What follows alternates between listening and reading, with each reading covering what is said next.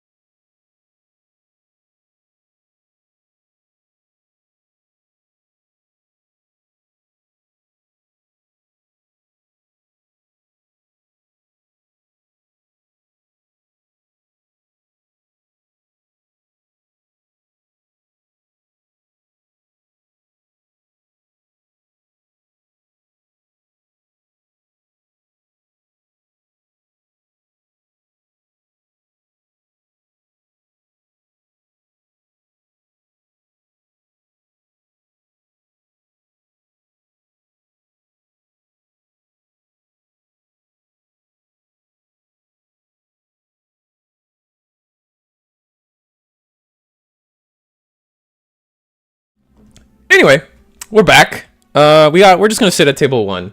I think it's the Thursday tournament, a little more casual. There's a custom ban list. Did you take a look at the ban list, Varney? Yeah, I did.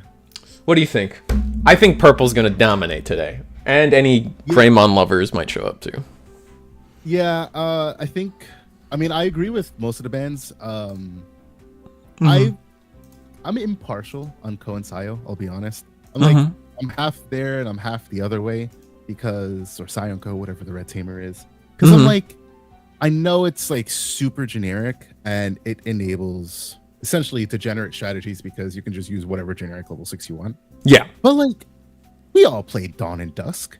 And that's what you were doing, you know? Like, you were out here regressing. And you did not just bring that. All right. So, yes, we all played Dawn and Dusk. I'll give you that. But guess what? Digimon was not in that game. However, they decided the entire deck needed to revolve around its mechanic. The level 7, man. That Digimon's not in that game. Oh, God. Hey, why? For what it's worth, it's just galaxy traded, you know? It's not even light. That's true. It's its own thing, I guess. But like, I like the idea of generic engines in Digimon. But at the same time, when cards like Mirage and Ancient exist and Hex, it makes it tough because they're just so. Even like Hex, right? Like Hex was very clearly designed for like its own deck, and then you're just like, all right, well, cool. I'm just gonna stack like 8 sources. And then I'm going to look Imperial in the face and tell them, what are you going to do? Which isn't like a bad thing, because I mean, everybody hates Imperial, right? But yeah, of course. That's just me. But we got Crossheart on the screen, which is exciting. Like Cross 4 being at Cross 4 at 4. You know what I'm curious about with this? Is this a Merva Cross build? Because if I got Cross 4 back to 4, that's the first thing your mind's going to. That's the first thing, but then again, all of the memory gaining cards are banned, so that's good foresight. So, yeah, that's true. Huh.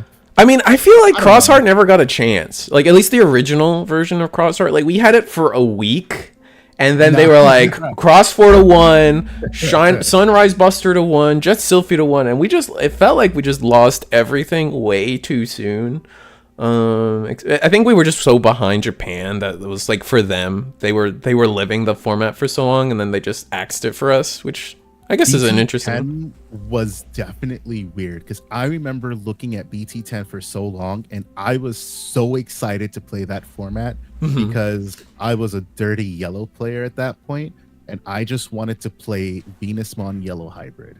I just wanted to let everybody not play the game, and then they promptly came out with that ban list and said my dreams were dashed. Yeah, I mean, I still to this day agree with the Jet Sylphie ban.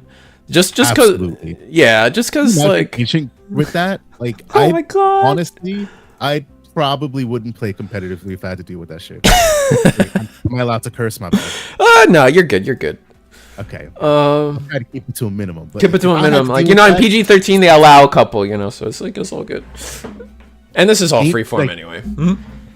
Digivolve, recover, and then Digivolve, bounce security. No, count me out. I'm not playing competitively. I would quit competitively. Oh my God. No, it would be painful. If people do that to me as a one-of, I get upset, let alone if that card was at 4. Yeah, if it was I feel like if it was a 4, yellow would still be that's all the yellow would be using right now still to this day. I think that's the biggest problem with that card. It was too generic, the only way to play yellow for a long time. And we're going to swing this Ignitmon for the first security check, and I can never remember all their names. Tamers.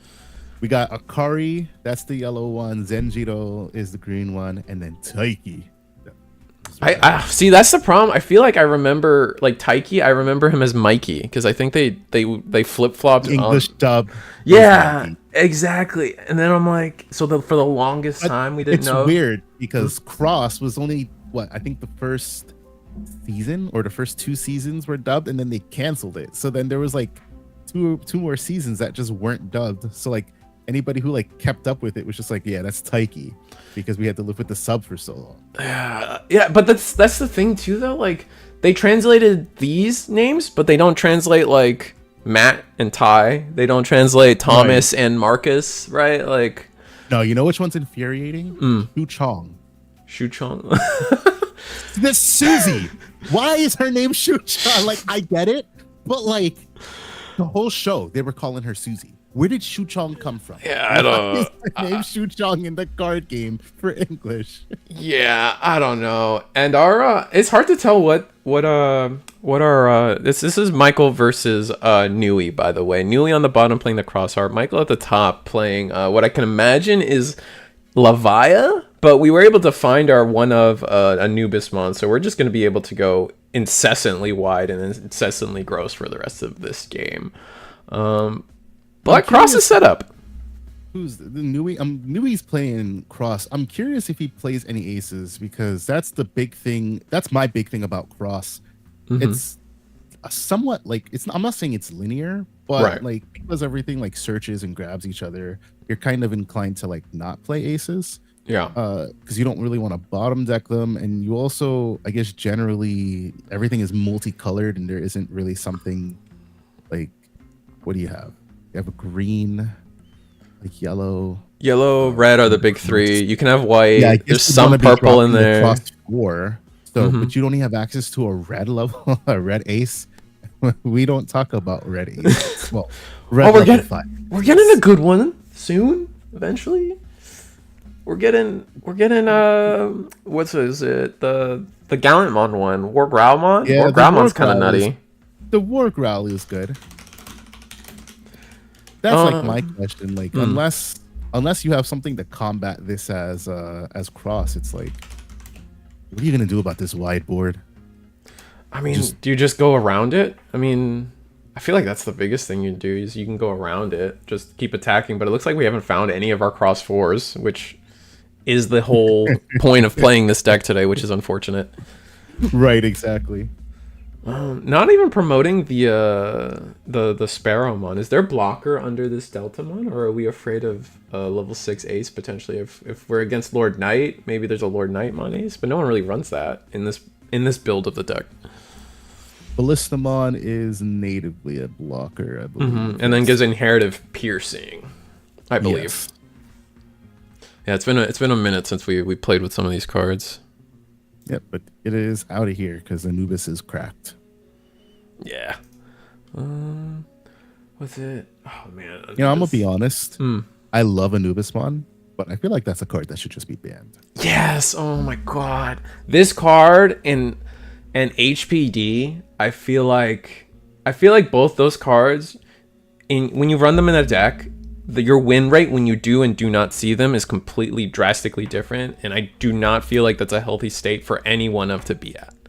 Like, this is a LordKnightmon deck, but you see Anubismon as your first level 6, you probably have won that game, which is ridiculous. Right, it's like, all right, cool, I'm just gonna make my opponent deal with this Anubismon that if they don't touch it, I just get massive value turn after turn with my effect. And now if Lord Knight sees their protoform here, they actually can go for game, which is gross. Oh no, we're just going. I guess we could potentially still have game. Oh, I see what we're doing. Oh, this is nothing really big, and Crossheart will kill the Anubis. All right, so we need Anubis instead of Lord Knight. Interesting. There could be a Cross 7, but that really depends if this is a build that plays Cross 7. Yeah, that's true.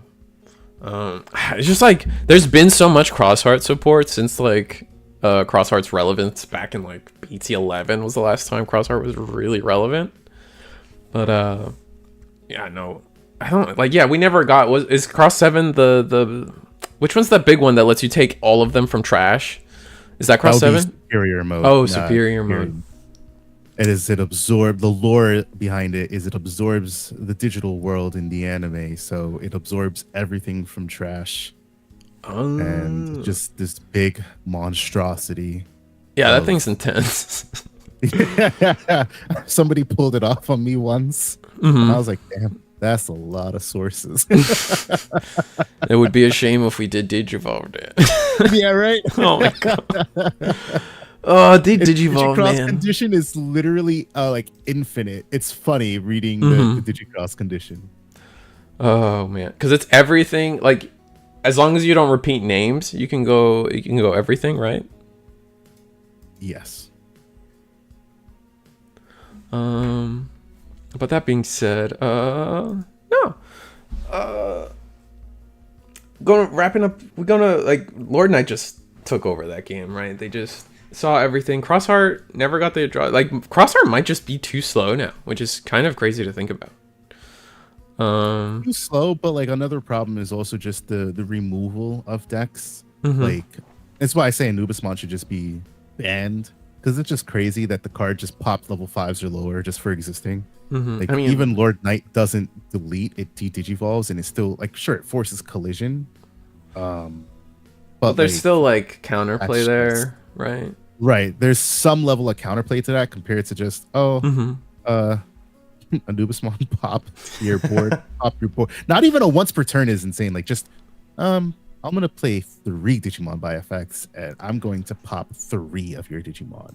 Like, yeah, no, man. And then back in, I still live the nightmare of being back in like EX4. It was EX5 of like they had the Digivolve. They could pop, like you weren't even safe at a level 6, right? Yeah. Yep. They would just Digivolve and delete you anyway. So you just couldn't commit to board ever. Like that. Oh, that deck was so infuriating. And then they had the Lavia package to go with it on top of that, which is equally as annoying and devastating. Yep.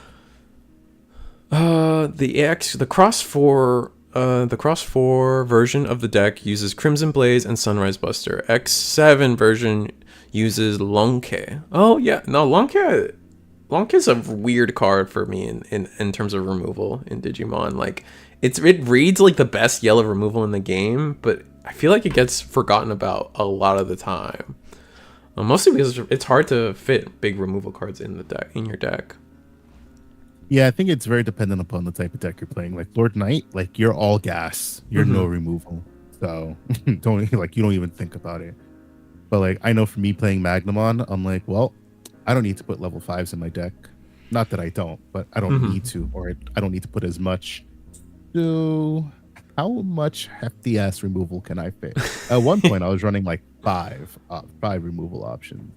I'm down to 3 because I wanted to fit some other stuff. But. Yeah, the most I've ever ran was like 2 at most. Like I always try to tell, and Crossheart's still not having a good game. Opening double Akira into the triple tamer, where the triple tamer should be able to get us like forward momentum in this game with the draw, discard 1, gain a memory. But if we're not playing anything, these Akiras just kind of are negative hand value right now, which is not great. Another thing is, I guess in that last game we had the Sparrowmon, but we never attacked with it, so we never got the draw from the Digibubble, because I assume we're still on the OG Pikmon, just when attacking draw 1. I don't think there's a better... I can't imagine there's a better one.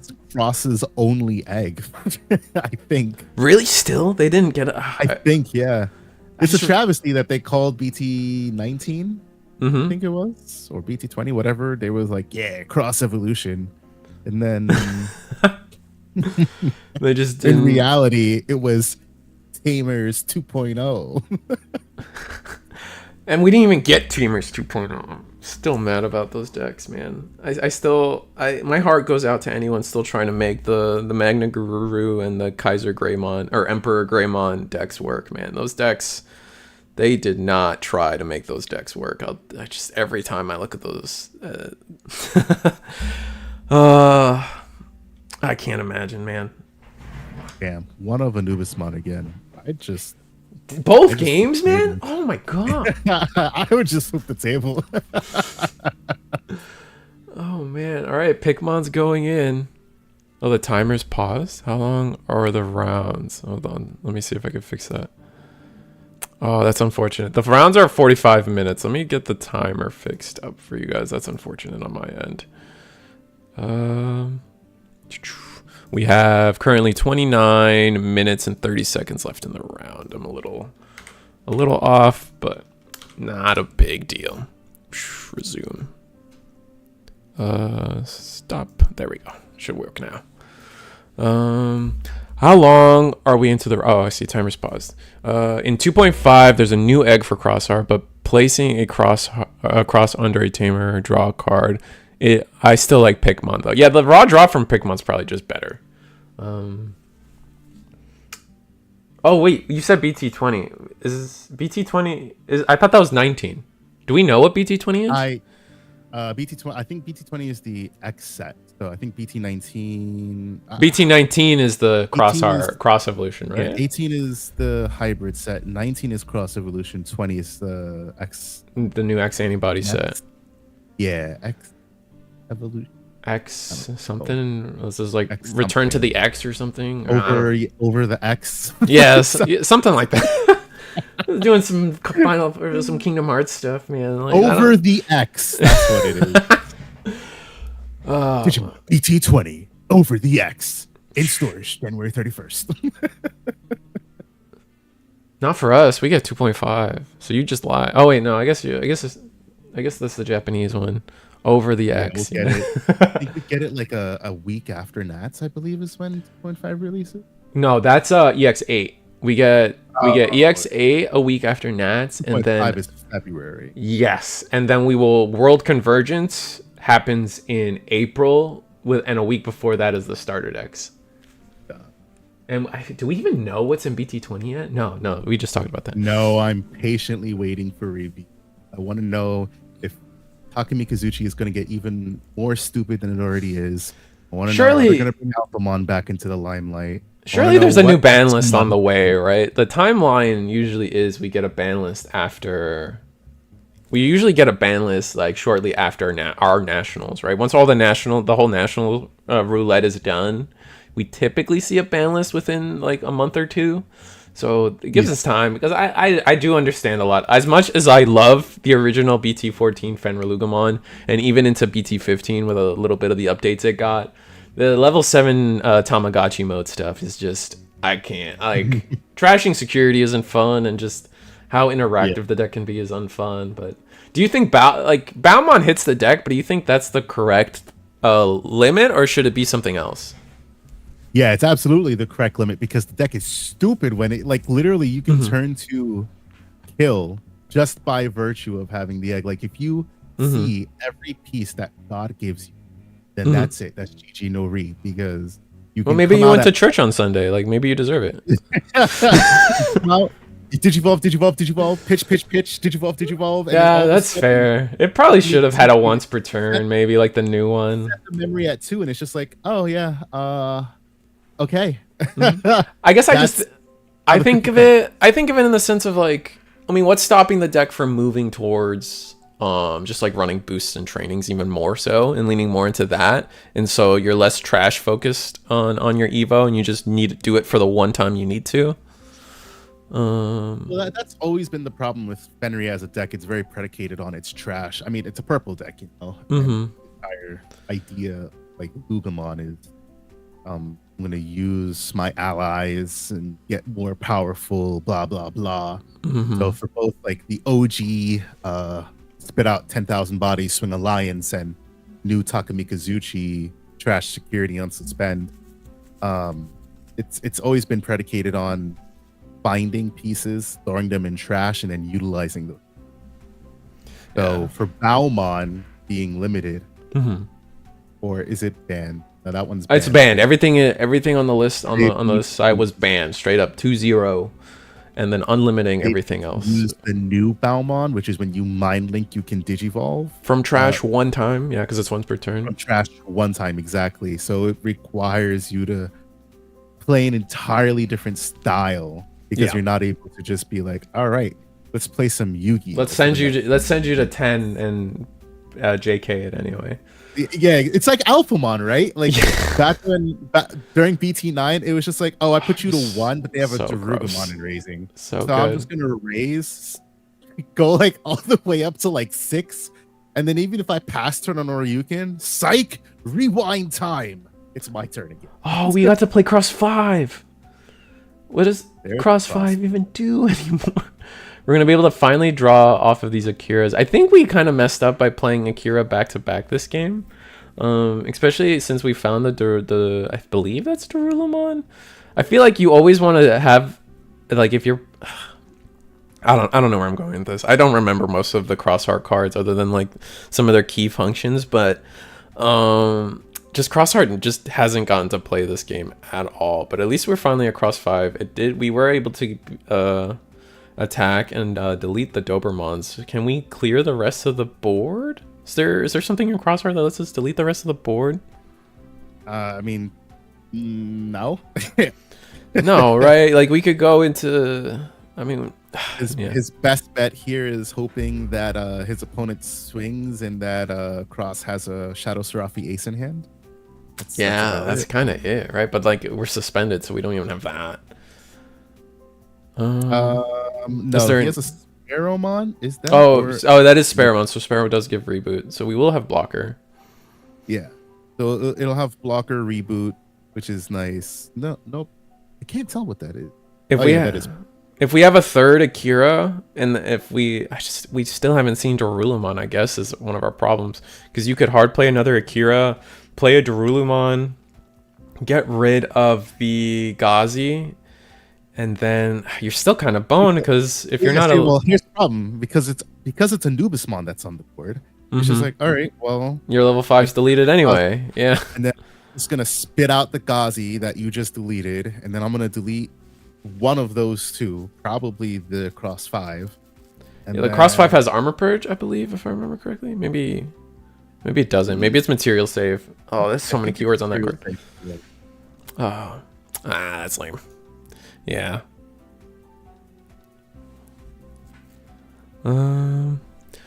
I feel like the designers need to just stop being like, this thing interacts with its grave nowadays, because they don't realize how broken that is. Yeah. I mean, that's the same issue that like Yu-Gi-Oh fell into for a long time, was it was like the trash, but people were just so, even Magic, right? Like every game was like, that's tried to experiment with the trash mechanic is just realizes how like infinitely resourceful that can be, and Crossheart's gonna scoop it up. Unfortunately, like they just didn't see their game plan. Like they didn't really get to play Crossheart in those games, unfortunately. No. But no Cross 4 swing unsuspend shenanigans. yeah, they didn't get to do that at all. Like we didn't even see Cross 4, which is like the whole point of playing it today. So that's just terrible luck on our Nui side, and I feel for them here. Just so you guys know, before we try to find a second table, this is the Eagle's Nest Thursday tournament with a custom Dan list voted by the community. BT11 Mirage Gao to 0, very big card everyone talks about. Baumon to 0, we were just talking about that. Davis Ken, which I actually think is the incorrect hit for Imperial. I don't think Davis Ken is the right hit at all when you're trying to limit Imperial. Cohen Sao to 0, which is interesting since we already hit the Mirage. Why also hit the Cohen Sao? Like, I feel like that kind of defeats itself, but I guess we'll see.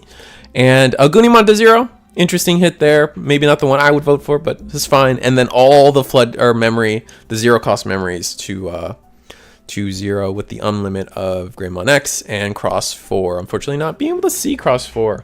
And switching it to our cams real fast while I decide, like, I think we could just go to a different table. We should have plenty of time in the round. What do we got? We got 20 minutes in the round. We can find another table. So we'll cut it back to us real quick. Stay in touch, everybody.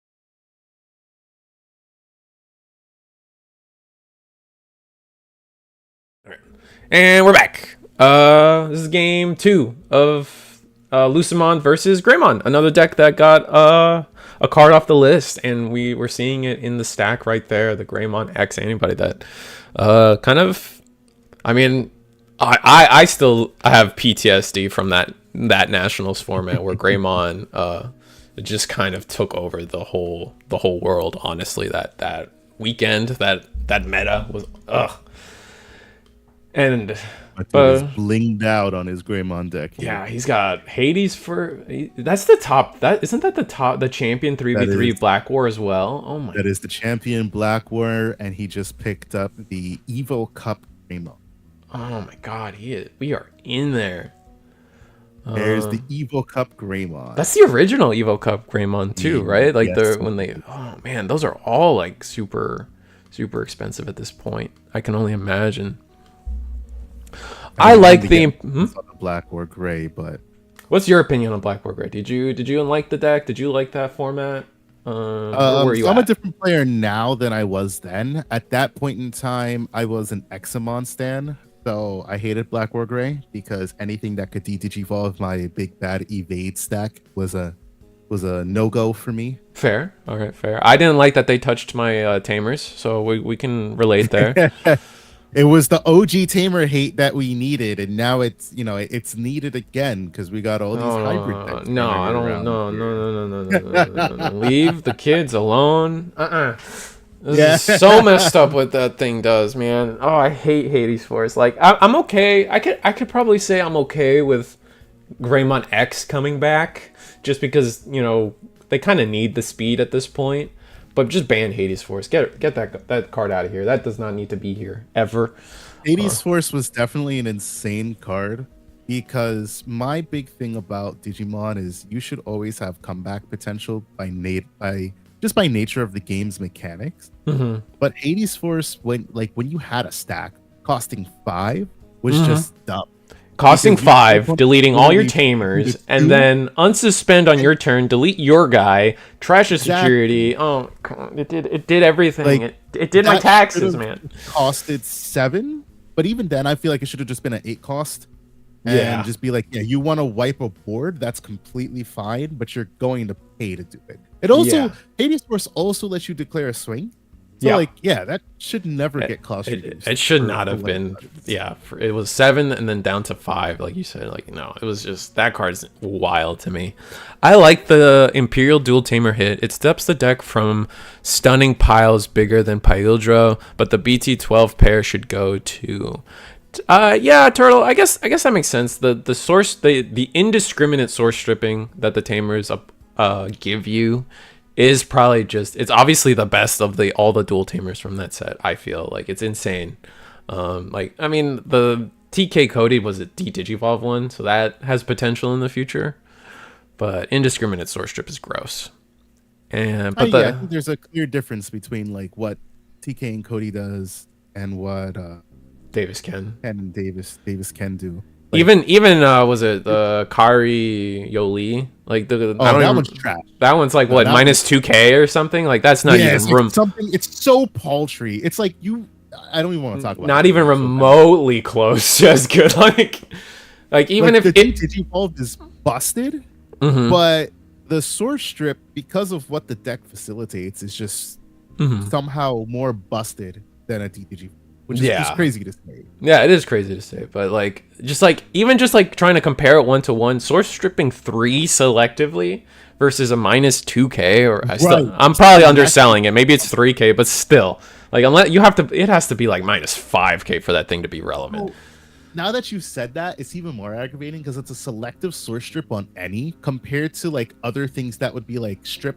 Bottom 3, from one Digimon. No, I'm gonna strip away every source. Anything, anywhere. I'm gonna leave a naked Digimon there. Like that's straight up what they're telling me. And it's like, why?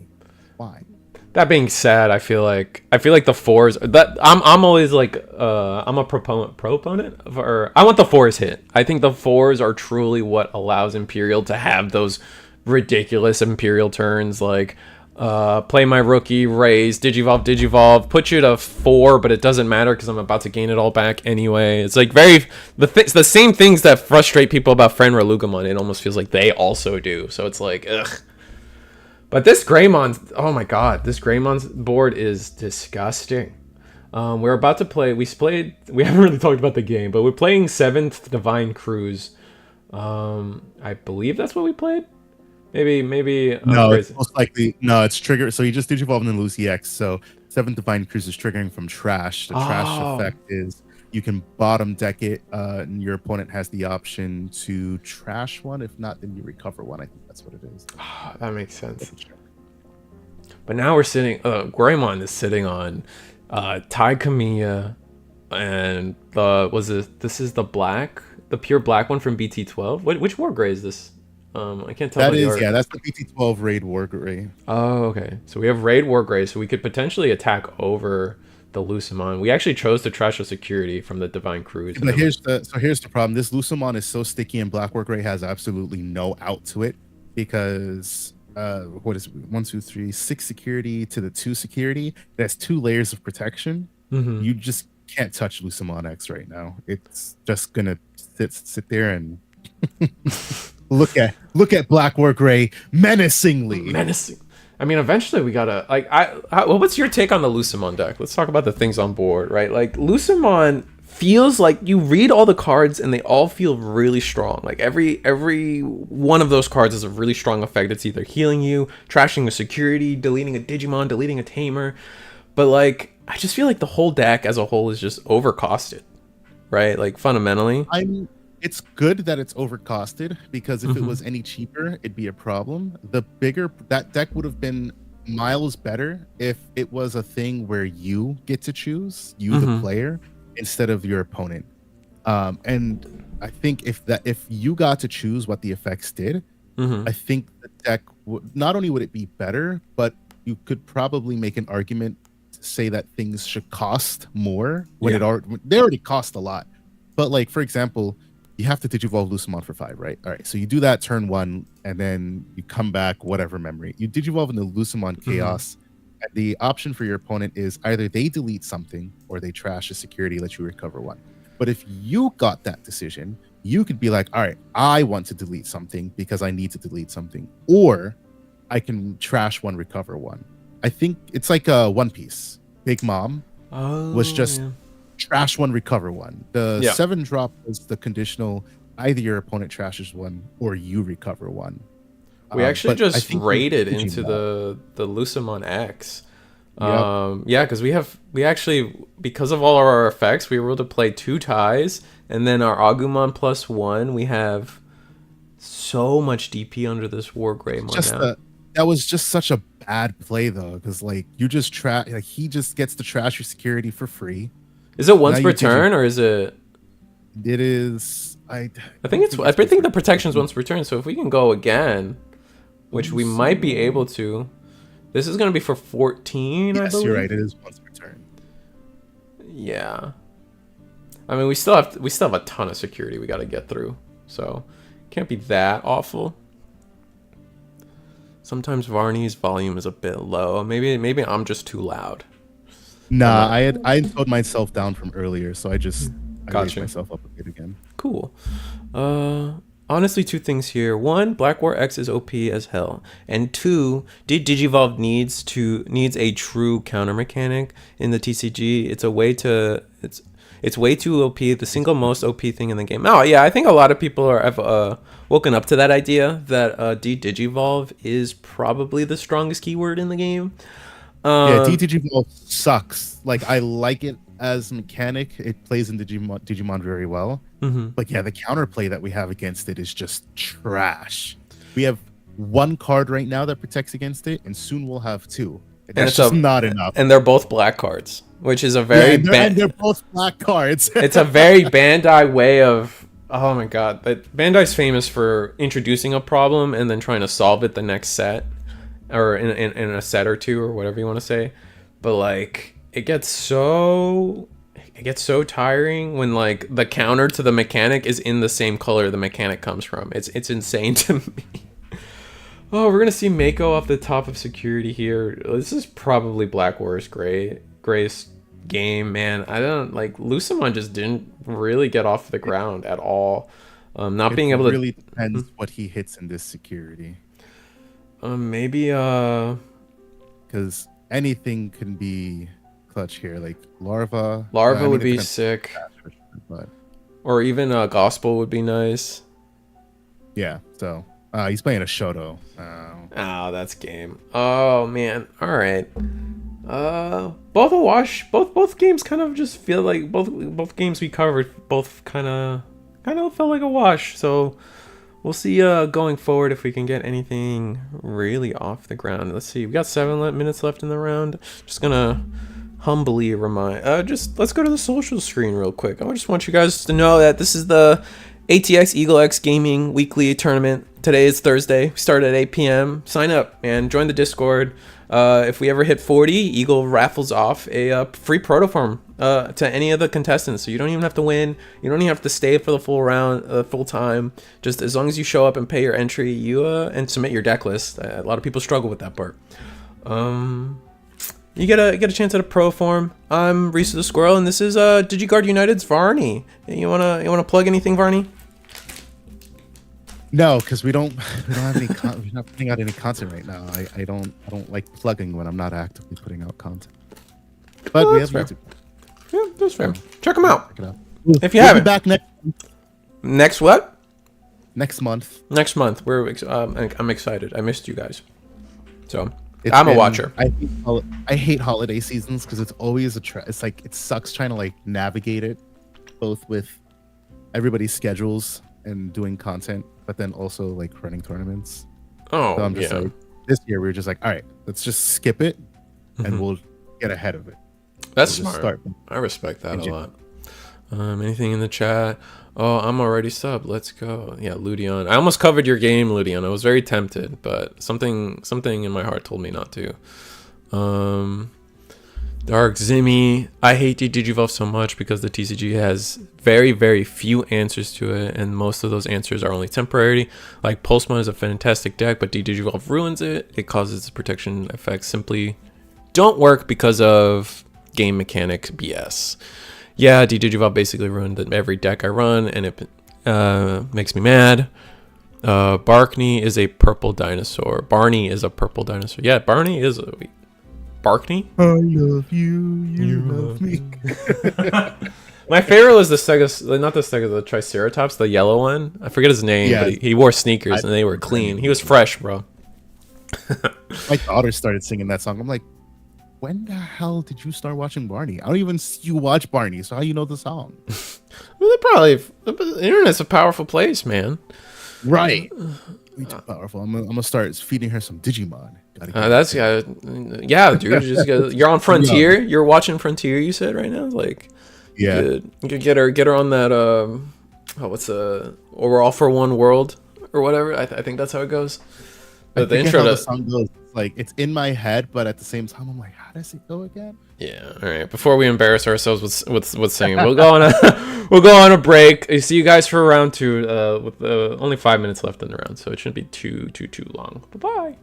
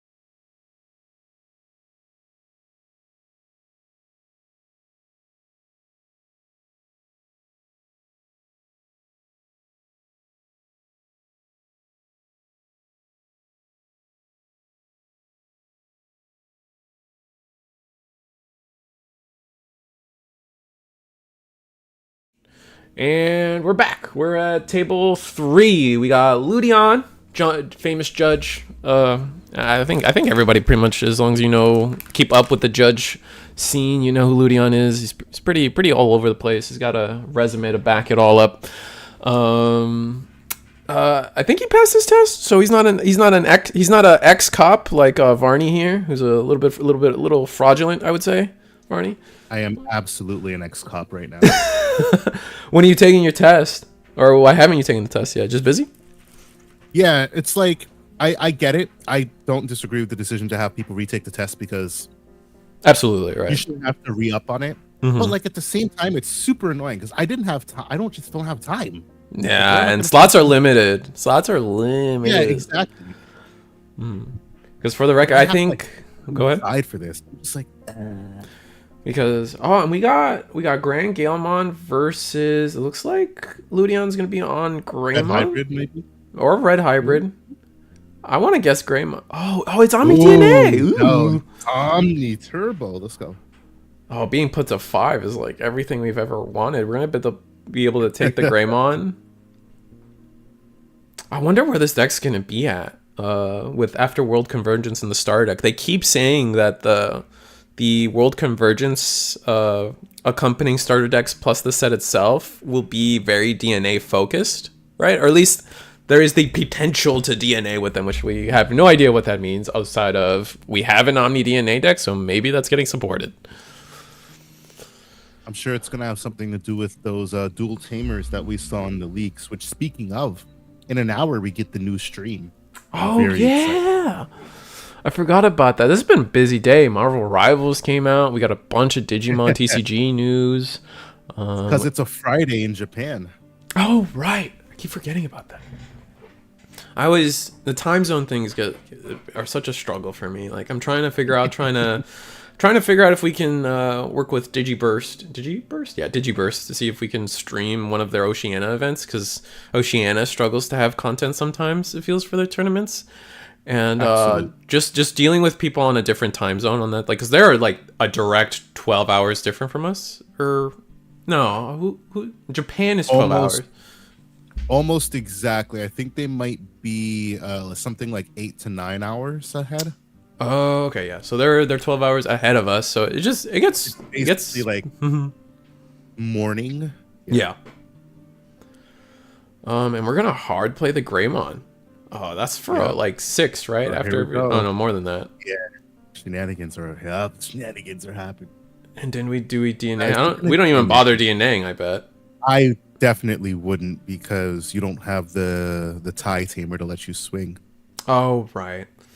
And not having the option set up. So this board is we can deal with it if but we have to attack, but both of our level 6s being on board means we don't have guarantee like Blast DNA, because I think Blast DNA one of them has to be in hand. Yep, correct. So it'll be interesting to see where this goes for Ludion. This is no option set up, no attacking. Australia depends. Western is 12 hours difference, and from US East, if I remember correctly. Yeah, Australia is really big. TLDR. They got a few time zones just like NA, so yeah, I think Sydney is on the East Coast. Maybe I'm ignorant. I'm probably ignorant, but I thought Sydney was on the East Coast. And then when we start talking New Zealand, it's the perfect 12. Geography was never my strong suit in school. Nah, same, man. I remember the shapes, but that's about it. Oh, that is correct. Thank you, Green Hill. All right, so we went into our level 4 and suspended That's a green deck. That's all you do. You go into your level 4 past turn because you can't find your pieces.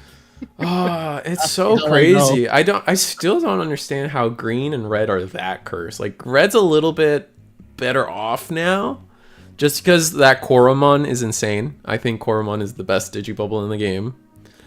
You know what's crazy about green as a color? It's arguably speaking the color with the most search, like the most but like searchers, for example, right? Bloom Lord.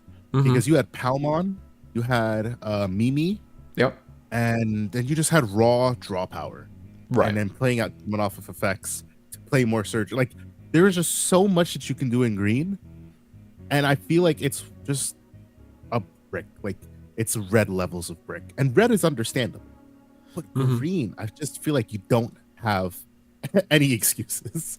So we decided to suspend ourselves with the Grand Gallantmon to get Digimon immunity, and also playing the Muchomon off of that, and then hard playing.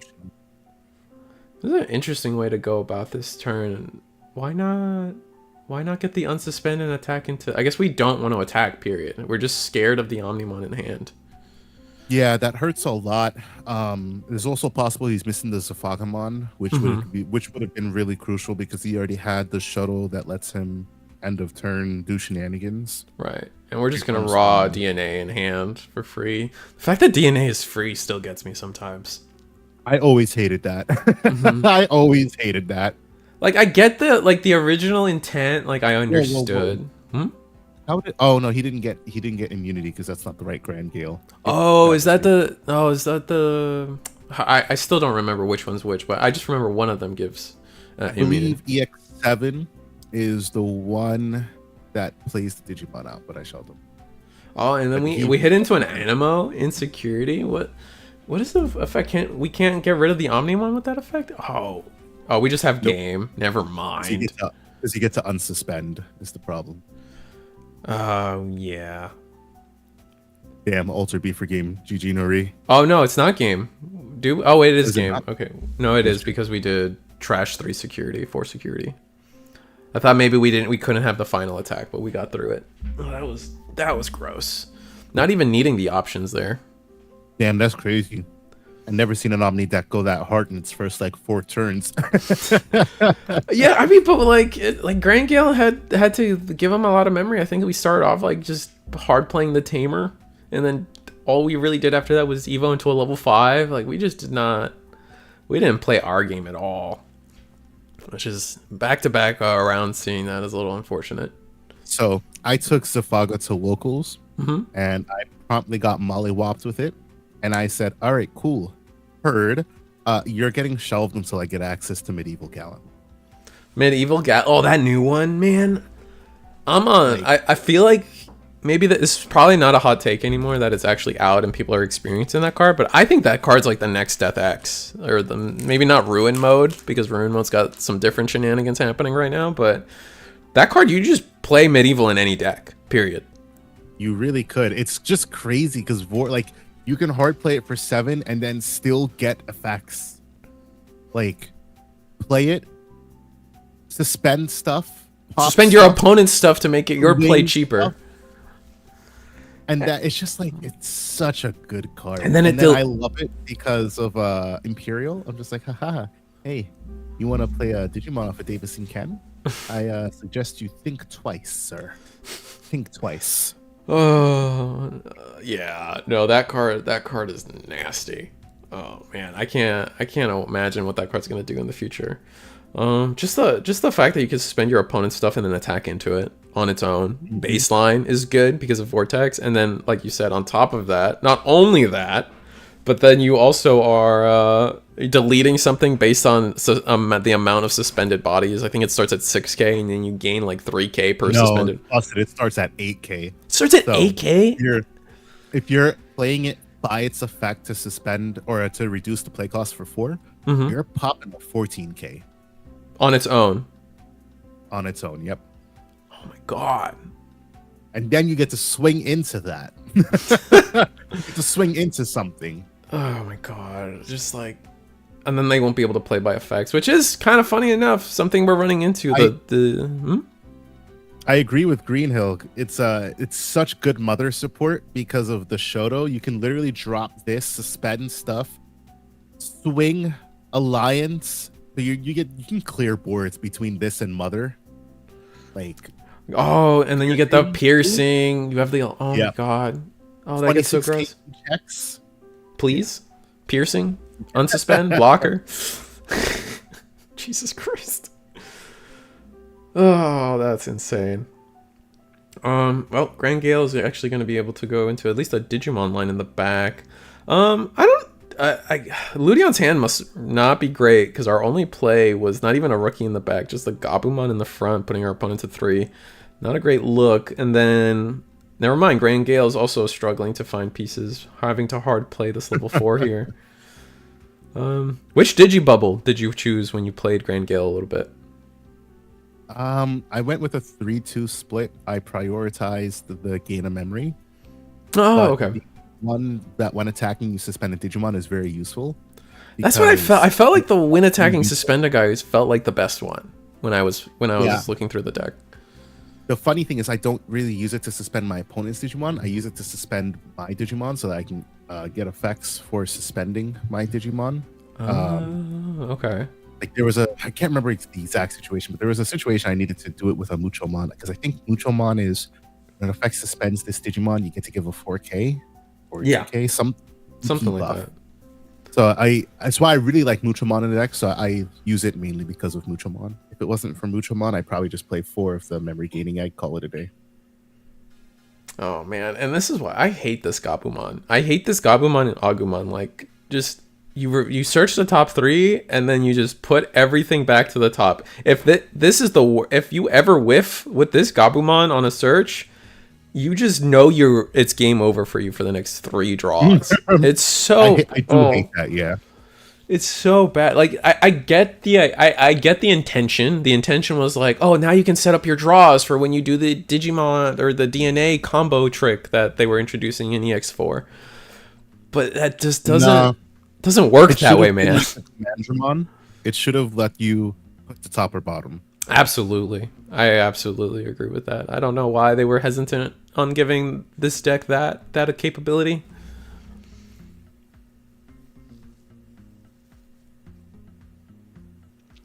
I will say though, in our Twitch chat, Darth Zimby, and you got a couple paragraphs about Frontiers. I personally like Frontiers in the translation sequence, just because to me, I'm a big Power Rangers guy, and Season 4 is basically Digimon Power Rangers. So that Season 4 is sick. That's a fact.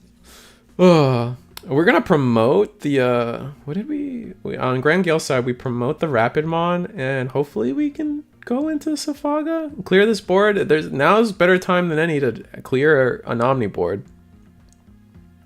Gonna be able to vortex into something, right? Which one is this? Is the starter deck, Grand Gale? No, that is the EX7. So it's gonna let him bottom deck something. Okay. And then he can swing into something. All right. So attack into. Oh, we're gonna attack security. No, we can't. Right? Oh no, trash security. Right, this one doesn't. Oh, trash security. Okay. The back half of Frontiers feels rough outside of the ending, but man, I love the designs. I agree. The back half of Frontiers is not great. They definitely dropped the ball there, and mostly on the Evo lines for the non-main characters are the 2 fall points. But man, Omni-DNA is just gonna win with Rookie Rush, and I don't like that. I'm not a fan of that. Well, let's see what the play here is. You're gonna Evo into. Ooh, that's tough. Dang! So now Zafaga can't suspend, and then we're gonna play an Agu to pass turn. No, that's the EX4 Mat and Tie. When you Evo, you can play the other one. Yeah. Ah, right. Yeah, this is tough. Oof, big oof. Maybe what do we got? Quartz. Quartz would be good. Quartz is good. I mean, unless you have, if the opponent has a way to get into Omni, it doesn't matter. But then again, they can't swing. But then you end up with nothing. So, just a tough situation again. Well, he's going to be able to promote out of raising here. Man. And I think that's the script for Grand Gale, unless we have some kind of removal. But we even have the protection. Medieval Gallantmon, baby, would have went hard here. That's unironically the truest thing you've said. Oh man! Literally, I got into so many situations where I was like, man, there is no card in my deck to deal with the situation that I'm in. And looking at medieval, it doesn't fix every situation, But it but fixes this a one. lot. Yeah. And it definitely fixes this one. Yep. Because you could just hard just drop it for the 7 because you suspend the Agu and the Zafaga. And no, you then can't suspend the Safaga. You suspend any 2. Oh, yeah, but it's frozen right now due to the Melga. Oh, right. You're right. Mm-hmm. But yes, no, Got still it. you could still hard drop it, delete the Agumon, swing into the Melga, and then if they blast DNA you, man, then like I don't know, like GG. But at least we're doing something. Oh, and then we're gonna hard play. 3 memory.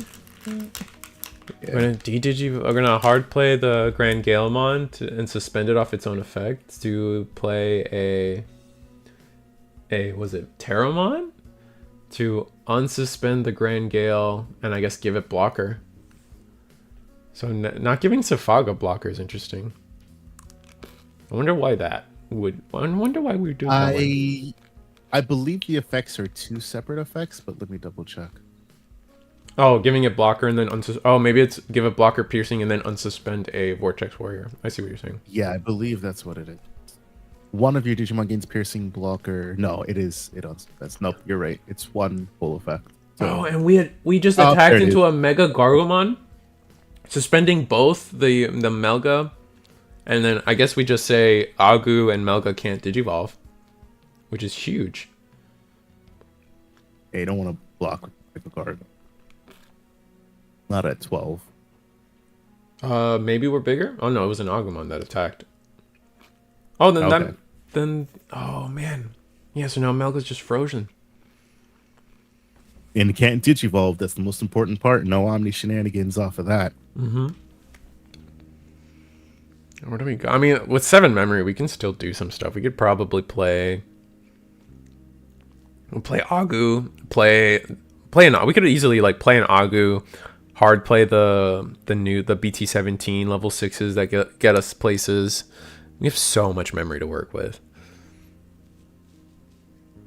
Hopefully the Zafaga Ace rumor for BT20 is real. I don't think that was a rumor. I think that was confirmed. Maybe I'm crazy. I don't recall. I know Sendril's getting her level 7 or level 6 ace. And I know Violet is getting her trump card. They said they didn't say exactly what it was. I don't, because she's getting like a defined deck now. Because she was just like purple everything. Yeah. I know there was some weird translation things where they were like, with particularly with Shoto, they were like, oh, he's getting a new ace. And the thing is, when you say ace in a card game, especially when you think of things like Yu-Gi-Oh, it's like, all right, are we talking about an ace Digimon card? Or are we talking about an ace as in like the headliner of your deck? That kind of like right, yes. Right? Like Dark Magician is Yu-Gi-Moto's ace. Let's see. Yeah. Violet level 6 trump cards, Zafaga. Nope, we do have a Zafaga ace coming. Yeah, it's gonna Zafaga, Heavy Metal, Sendril ace. Yeah. A new Cool Boy. I'm very excited to see what they do with Cool Boy. If he's as busted support, or if he's something to do with Omekamon again.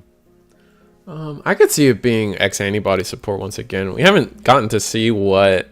I mean, with all the rumored Omni-DNA stuff that they're pushing, I could very much see him being another Omni-DNA deck, and you just kind of run Omekamon as like just like a cute tool in that deck. Right. So. Hold on. Let me finish chewing. You're good. Liberator Cool Boy would be cool. Yeah. No, we're definitely getting that. I mean, all the Liberator. I love. Go ahead. Got it. No, you're good. I love Liberator because I love generic support. I think like archetypes are cool. I love archetypes, but over the course of Digimon, I've really grown to love cards that are playable in other decks. Not the ones that are abused, but those are just like Dog Engine right now. Those are problematic cards. Yeah, Dog Engine or Mirage. Mirage is a big one, right? Cyanco. Well, yeah, I would say the Galaxy specifically is the gross. And yeah, with all the memory we had, oh my god, because it's like it really lets you explore deck building as a concept. So if there's a Liberator, if a Cool Boy comes out and it's just Liberator traded along with what's it called, Omecamon, and you can just put that in any deck. It's like Calumon. Like, I like that. I like those kinds of ideas. Ooh, there goes the board. Oh man, the whole board is just gone. I knew they had enough. Ooh. Oh man, I knew they had enough with 7 memory, man. Oh my god. Oh, those new starter decks are gonna have adventure as a tag, no doubt. Oh, that'd be interesting. Oh, that'd be so interesting if they started giving like show tags. Right, yeah. Oh, that'd be so cool, because then you could have like a Frontiers tag, and that would solve a lot of the problems that some of those decks have, because you could just be like, oh, I search for a Frontier card. Oh, that'd be sick. Generic enough within like the boundaries. Right. No, I agree. No, we were talking. I think I was talking with Donkey Nog, or maybe it was Eagle. Someone, we were talking about this, where it's like, but in the beginning of Digimon, everything was colors, right? I'm a blue player, I'm a purple player, I'm a black player, I'm a red player, whatever. That's kind of fallen to the wayside, unless you're Tessero, who still plays purple and is the purple player, yep. Right? But I would say that nowadays we're kind of moving away from that, and they're trying to give it a focus of the fields, I think they're called, the nature spirits, the nightmare soldiers, and just being like, these are all the colors, these are all the Digimon in those fields, and we'll just slowly trickle in generic support for those fields constantly. And it seems like what they might be doing, but I could be just more Liberator shenanigans that I'm confusing for real stuff.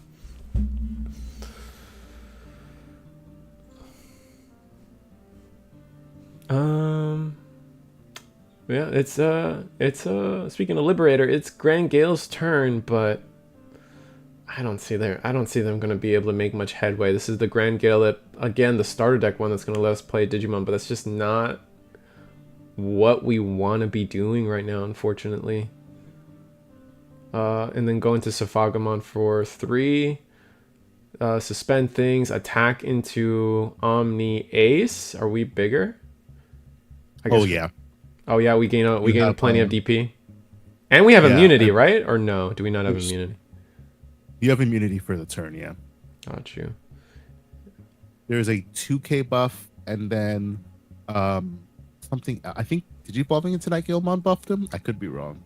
Okay. I think, yeah, Digivolving into the Gallantmon buffs you. And then definitely a DP in the traits, I believe.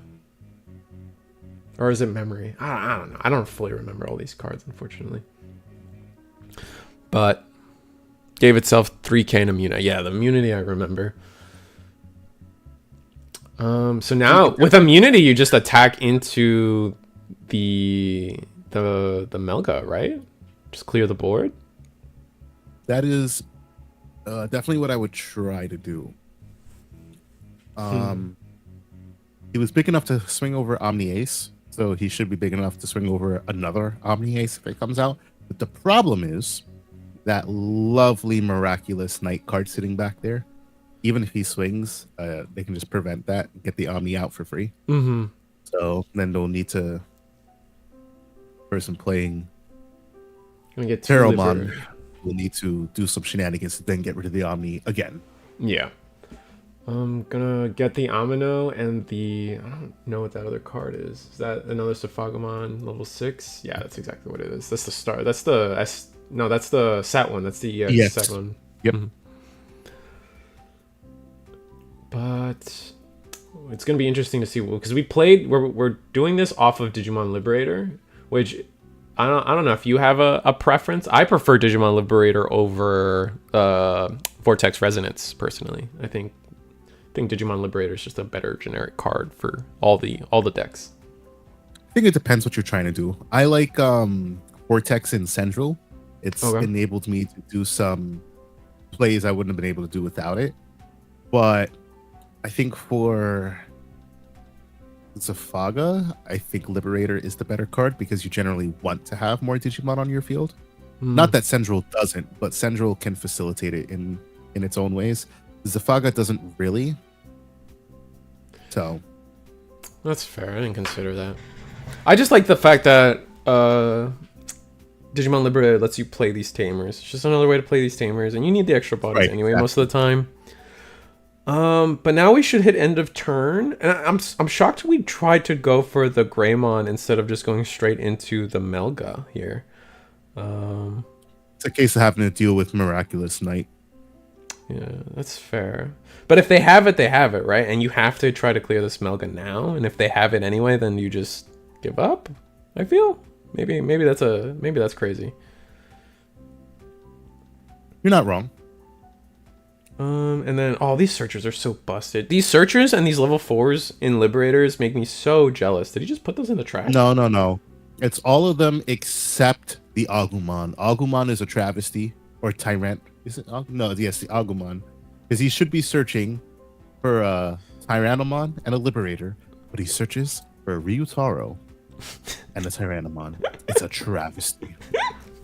It's so bad. Oh man, it's just like they hate Tyrannomon players, dude. I mean, nothing speaks more true to that than BT11, dude. Like, I don't even remember Russ Tyrannomon being a card in that set, man. Oh my god. Oh man, it's just not like to that point, dude. It's just there are just sometimes, and did we not trigger our Shoto end of turn? I guess not. Oh no. Because we should be able to block these.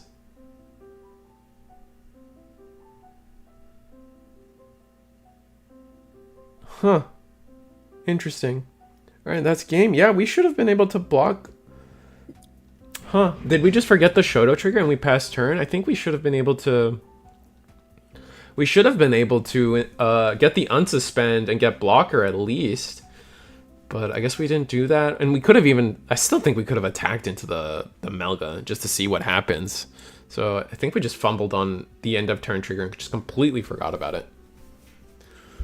But speaking to Bandai and them supporting decks, there are some times where they just choose to make a deck bad, man. You can't convince me otherwise. They just flat out choose to make decks bad, and it's so frustrating.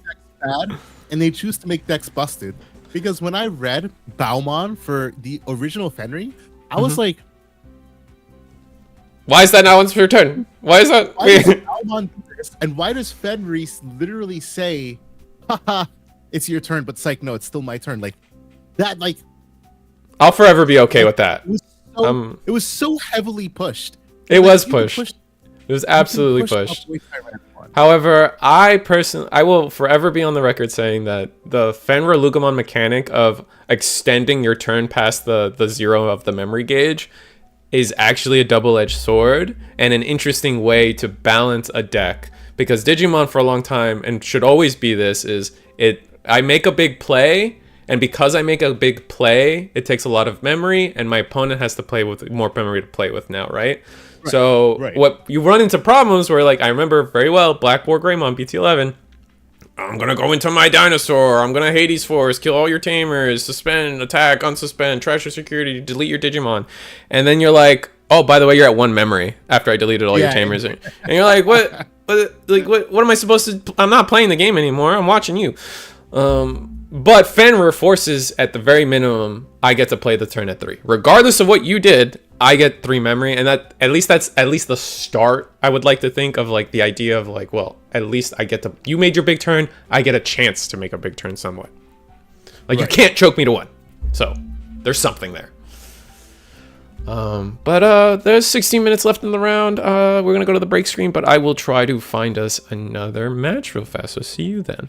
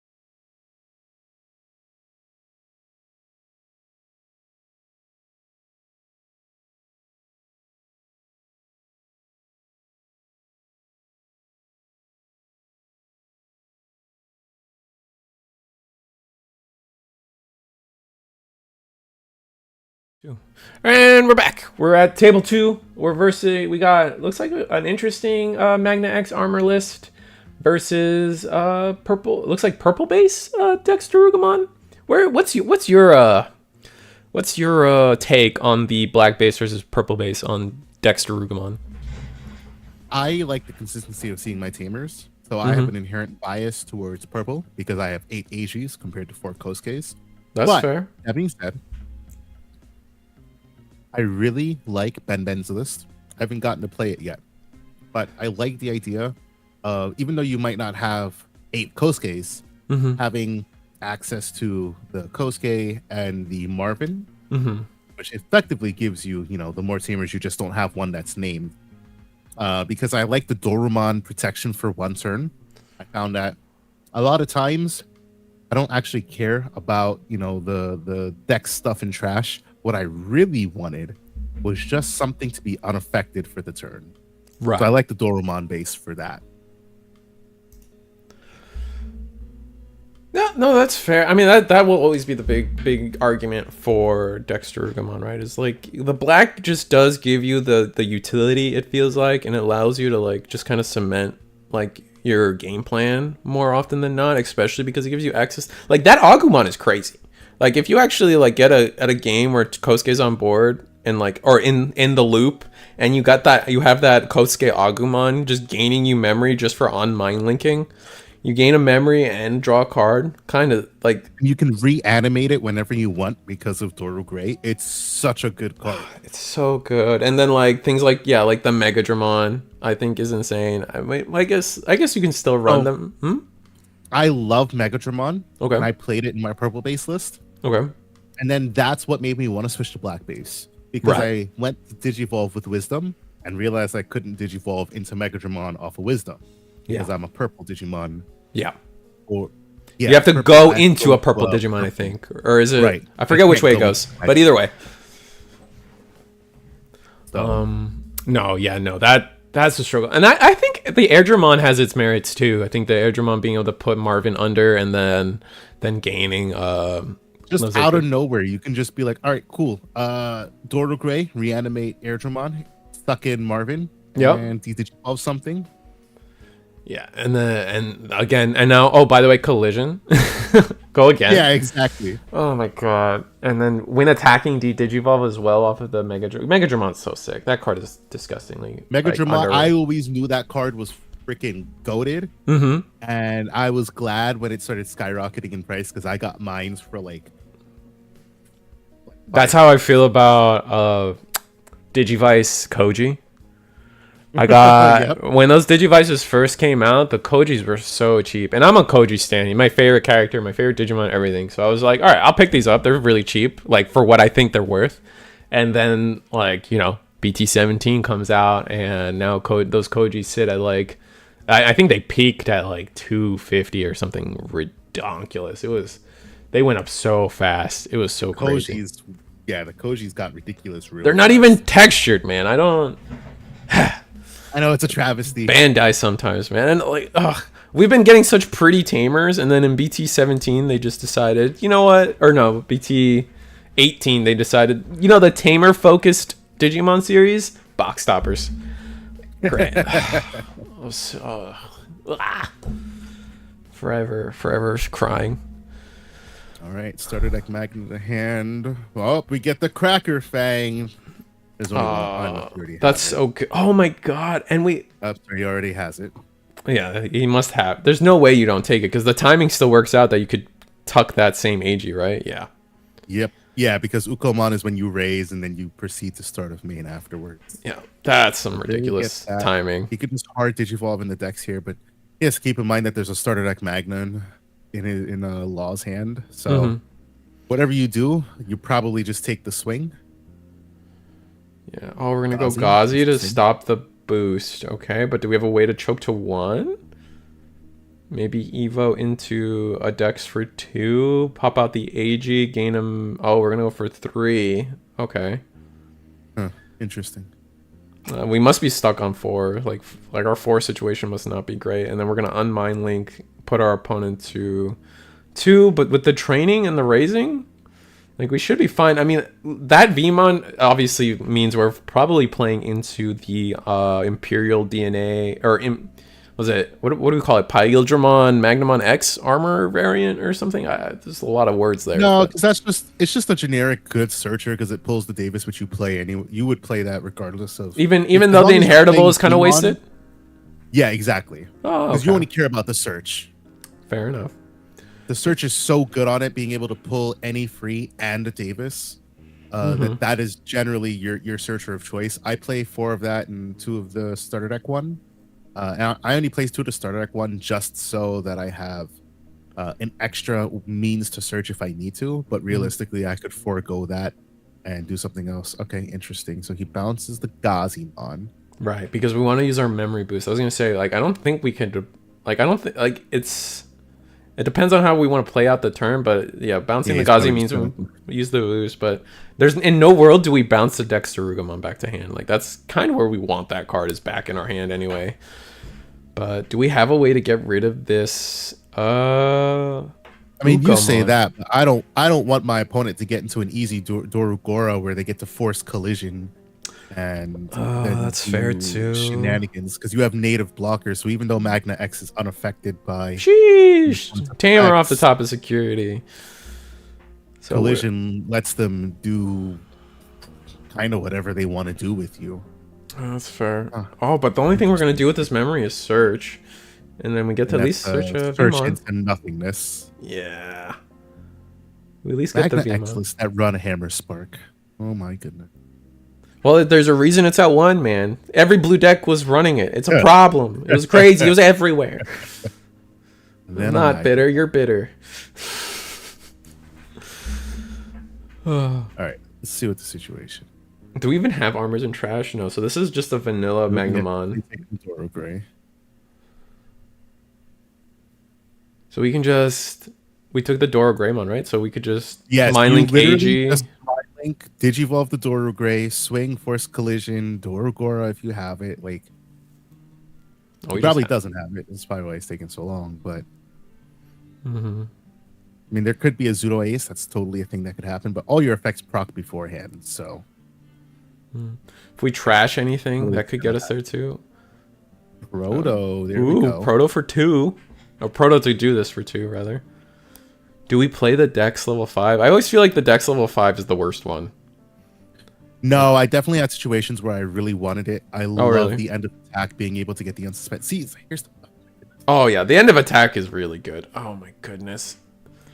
Dextermon. We get to delete something? Or did we already do that? No, it only deletes unsuspended. Oh, here comes the Dex. Yep. Did you evolve? Now delete everything. Yep. And this is why... And we got reboot. Wait, do we have reboot? Get rid of the Gallantmon. We get rid of the level 4 that threatens an easy Dorogora play.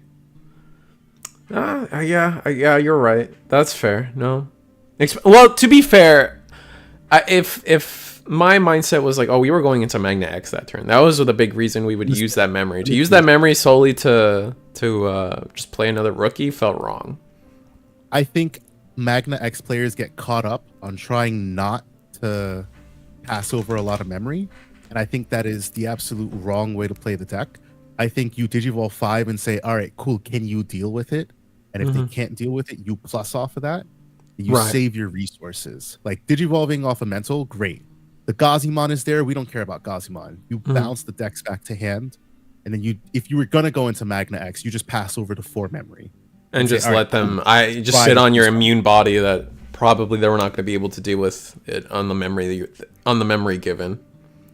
Yeah, because now the board has gotten out of hand, and that's all because the Dex was left on board. Yeah, that's true. I can agree with that. And then we're going to... Oh, we took the turn attack back. This is GG Nori right here. Yeah, this is where it gets really gross. I mean, this is why the Alliance, I feel like, is the biggest reason to play purple base. Like, yeah, the Tamer consistency has its merits. I do like Alliance a lot. Yeah, it's really a choice. Do you want Alliance? Or do you want Piercing? The Uko dies. Oh, interesting. Yeah, that's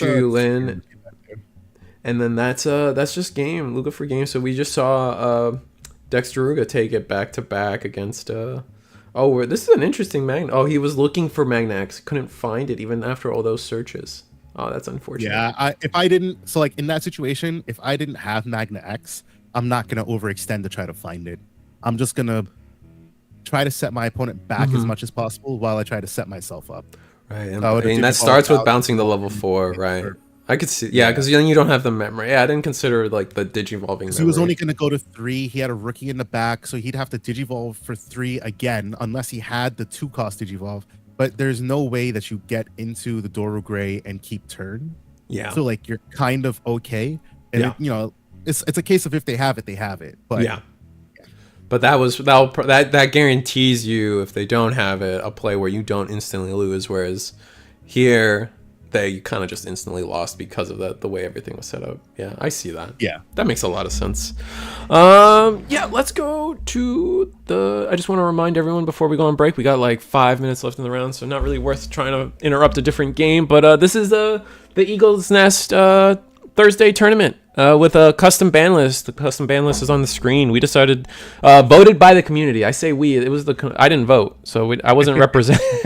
But Mirage, BT11 Mirage to 0, Baumon to 0, Davis Ken to 0, Ko and Sao to 0, Promo Goonie to 0, and all of the 0-cost memory options to 0. Technically, Hammer Spark's still at 1 with this logic. Funny enough, and. Great. I have a really good argument for banning all of Jack Raid, Gravity Crush, and Blinding Ray in today's game. Anyways, that's fair. I mean, I can not restricting, just straight up banning. I can get behind. I can get behind completely. You know, doing it all, cleaning the slate essentially over just putting Hammer Spark to 1.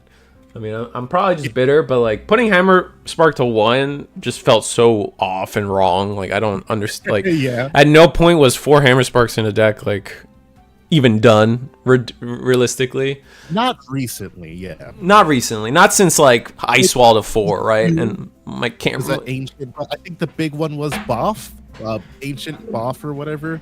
They were the ones abusing it in Japan. I don't remember how many they were playing. I'd assume 2 to 3. I mean, back in BT, we're talking about BT 6-ish with EX1 coming out? No, I mean like because Japan has the Boff base. Oh, right. Yeah, so they were playing probably up towards of 3 Hammer Sparks to facilitate that deck. That's fair. Yeah, no, I can agree. Like just wipe this. What's your argument for wiping the slate clean entirely of them? So it's like the argument, right? The argument for banning Hammer Spark or limiting Hammer Spark was that it's been used for a long time and it's essentially little to no payoff. The way that I look at it is like this. Blue is a color that draws, so you're going to draw into your Hammer Spark. So sure, you have to dedicate deck space to it. Let's say you're running 2. So let's say you're playing a 48 card deck because 2 are Hammer Sparks. You're going to draw into them and then they're going to be useful when you need them to be. Jack Raid is a card that just gives a benefit the longer the game goes on. Gravity Crush is a card that has no drawbacks as long as you win that turn. And Blinding Ray follows along the same logic as well as enables degenerate play with cards like Magna X.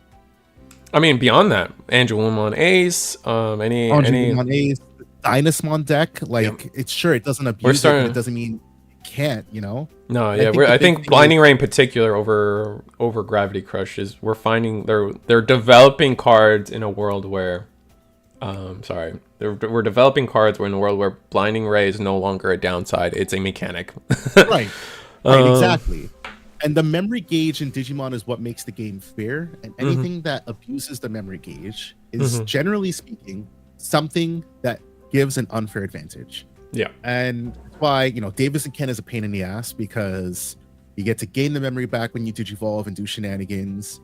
It also, like, I did the math on it. Davis and Ken is a +1 value play when you do the math of everything that you do by playing it on turn 1 for 4. You get a free rookie, so that refunds 3. You get a memory back when you digivolve. All right, so it might be like a neg 1, but regardless, like you're right. It was a good play. You're right. That's 4 memory right there. The 1 plus the 3 from the rookie. You have to digivolve your XV and your Stingmon, but if those are also gaining memory back, then exactly. Like negative. You're already cooking. You paid 1 memory to go from rookie into level 5, and then it's like right? So like all the memory gaining cards follow along the same logic. If you win, what does it matter? Yeah. If those cards were bricks in your hand, so to say. No, So, yeah, I completely agree. I mean, I It's agree in the general sense that like we should wipe them all versus only hitting Hammer Spark for whatever reason. yeah, But exactly. there is The a level precedent of there is a level like because I guess I come from Magic and it's like in my heart there's just cards that should always be in the game, right? Like if we ever go down the road of like rotation is a very big conversation a lot of people have. I feel whether you're for it or against it, if you're gonna have a rotation, the idea of having cards that are just staple cards, like it's a very common term we use, staple cards that go across, essentially transcend the sets. Like Hammer Spark was a set 1 card. Davis is a staple in blue. Upamon was a staple in blue for so long. I think East just did a whole tier list video on staples, right? Arguably, these staples are just cards that should just always be in the game and always legal because they're part of the fundamental identity of what those colors do and did. So Hammer Spark 2, just those memory options. The fact that green doesn't have one and black, we don't talk about blacks. Green doesn't need one. They have HPD. That's true. Well, we should ban HPD. I mean, we should ban HPD, right? All right. So to make it fair, we also ban parabolic junk, right? Like that's what we're saying. I'm not saying that we shouldn't. I think anything that gives memory for free is just, it's something that it can, like, let's look at the whole reason that I don't think Cross 4 or Shoutmon isn't really doing anything right now in this current tournament, or not that I know the standings or anything. Yeah. But like in that game that we were watching earlier against what was it? Anubis. They have built-in Jack Raid in that, right? Right. Because they have Gobbly, Ogre, Ignite, etc. that are so getting the gross. memory just for playing the game. And if Cross had all of their memory gaining cards and you're just going to play Merva with all your memory gaining cards, Merva Cross. Oh my god, yeah. Or Cross 4, like it's the same in my mind, the same concept. Yeah, no, I can agree with that. Just kind of going off of what people are saying in the chat too. I hate when Dex only weakness is it can brick sometimes. I absolutely agree, Green Hill. Mario, I don't, when people say that, it's like, oh, but it's inconsistent, or oh, but when it bricks, like I don't want to when I lose to it, so come on. Like, is that really how you want to win is that how we're trying to win our games of Digimon now, man? Like, right. Oh, they didn't get to play the game because they didn't draw a rookie, guess I win, woo, first place dash. like no, that's not ever in a million years is that how I want to win a game of Digimon. So like, no, I agree. I completely agree. Like the world of consistency is totally important. Like that's why I like for a long time, like when they were like, what was it? They were offering up the like alternative rules. It's just like just little things of just like, let me start with a rookie or let me start with a tamer or something. Just like, let's avoid the situation where it's like, I mean, like Magna X here, like lost because they didn't see their level 6. They just couldn't count to level 6. And like, I get it. Like when you start taking that logic and then translating it to like Fenrir, right? Like, oh, if they could just see their line every game, they're the most busted deck in the game. Like, then let's nerf what they're doing, because obviously if they do that every game, that's too strong, right? Right. It's why, the hit. I'm not sure if there are any Fenrir decks in tournament. I wouldn't be surprised to see none, because if you can't climb your ladder without having a rope to pull you on the way up, and you gotta climb the ladder yourself. How the hell am I gonna climb the ladder? Yeah, no, that's true. But guess we'll see. Anything else? Parabolic Junk is a cool anti-removal set. No, I wasn't trying to hate on Parabolic Junk. It's just every color has the memory option, and everybody forgets about Parabolic Junk. That's all I'm saying. Green Hill brings up a good point. I wish Digimon was a game that explored hard once per turn effects. Interesting. Because I feel like a lot of problems could be fixed if certain effects weren't repeatable more than once per turn. Not just on delay triggers. Like, sure, if you can only pop one Mem Boost a turn, I think maybe it's whatever, right? Let's just say that's whatever. But if you have, like, for example, Anubismon, right? Yeah. If that card, like when that card stacked back when I was playing that last Nats, boards are gone, right? Like boards are just straight up gone. But Yeah. if that was not once per turn, but a hard once per turn per like instance of that Digimon, like if this effect hasn't been activated this turn, activate this effect. All right, that fixes like half of the problem right there. Like you can only do this effect if there's one Digimon on board. You can't spam multiple Anubis effects. You can't spam, let's say, I don't know, I don't have any good examples off the top of my head, but I think about Dragon Ball. I really enjoy Dragon Ball Masters as a game.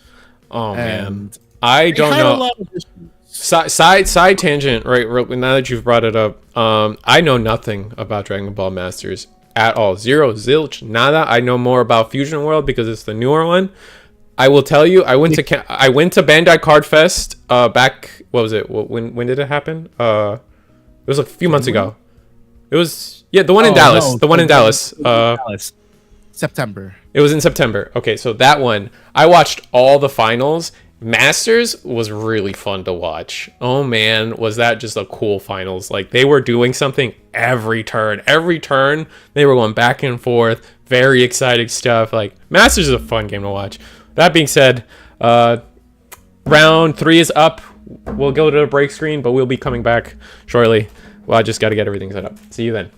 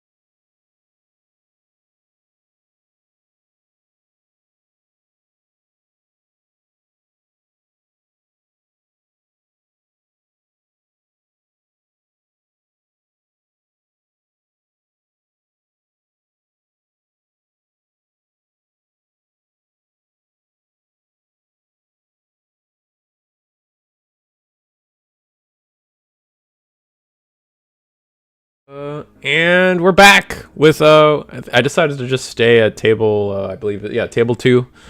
We got, looks like a purple deck that had to pass turn 1. That's really unfortunate. Into Lucemon. That's Machinedramon, that's why. Oh yeah, this is the Machinedramon egg, huh?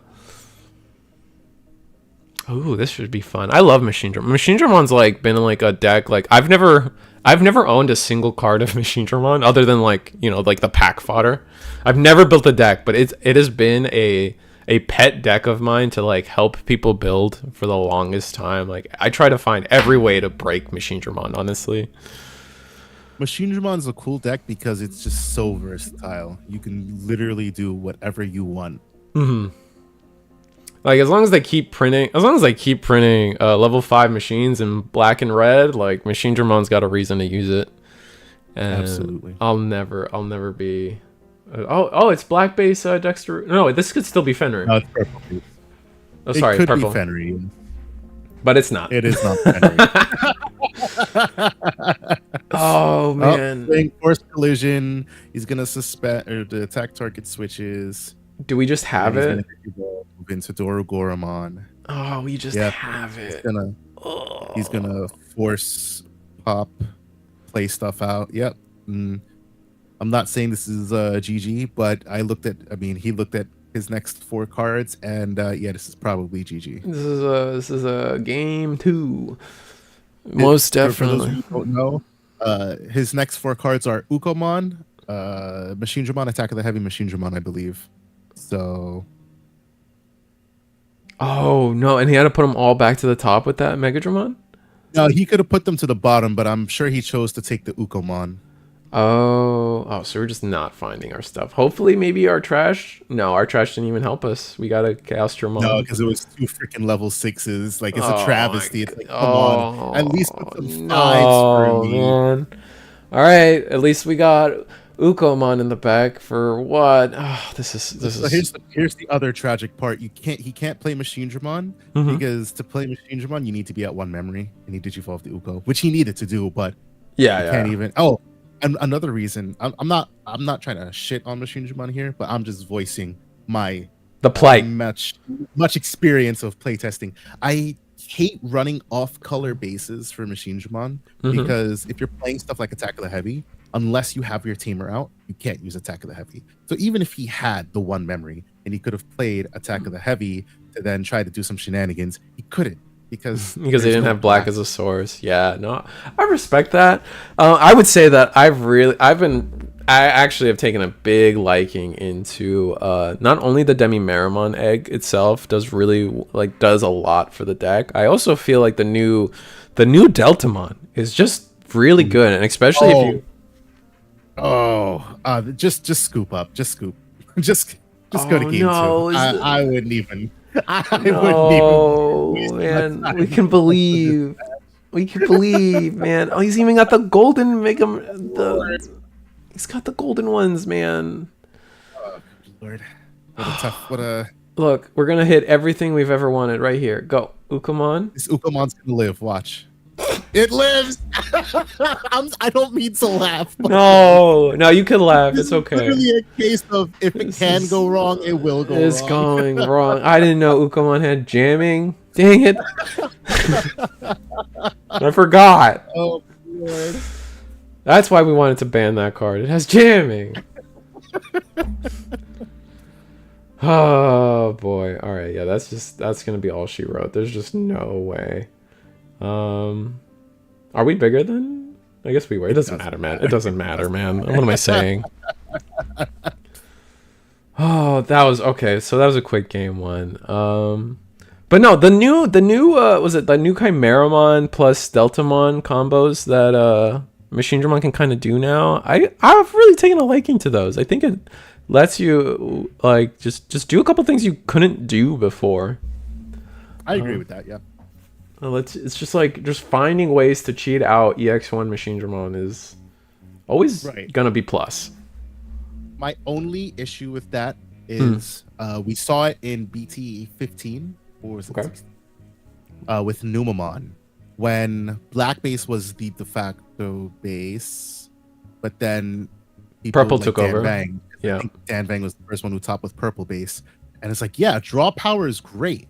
Well, I played against Dan Bang, and I was running 2 Emperor in my Magnamon build before we got Magna X, and I just dropped 2 Emperors on him. And you completely shut them off from raising. GG no re, because now you drop your Numamon, and as long as I can go, whether it's Starter Magnamon or Zudo, and bounce your Numans back to hand, it needs absolutely nothing you can't raise because your turn is over. Right.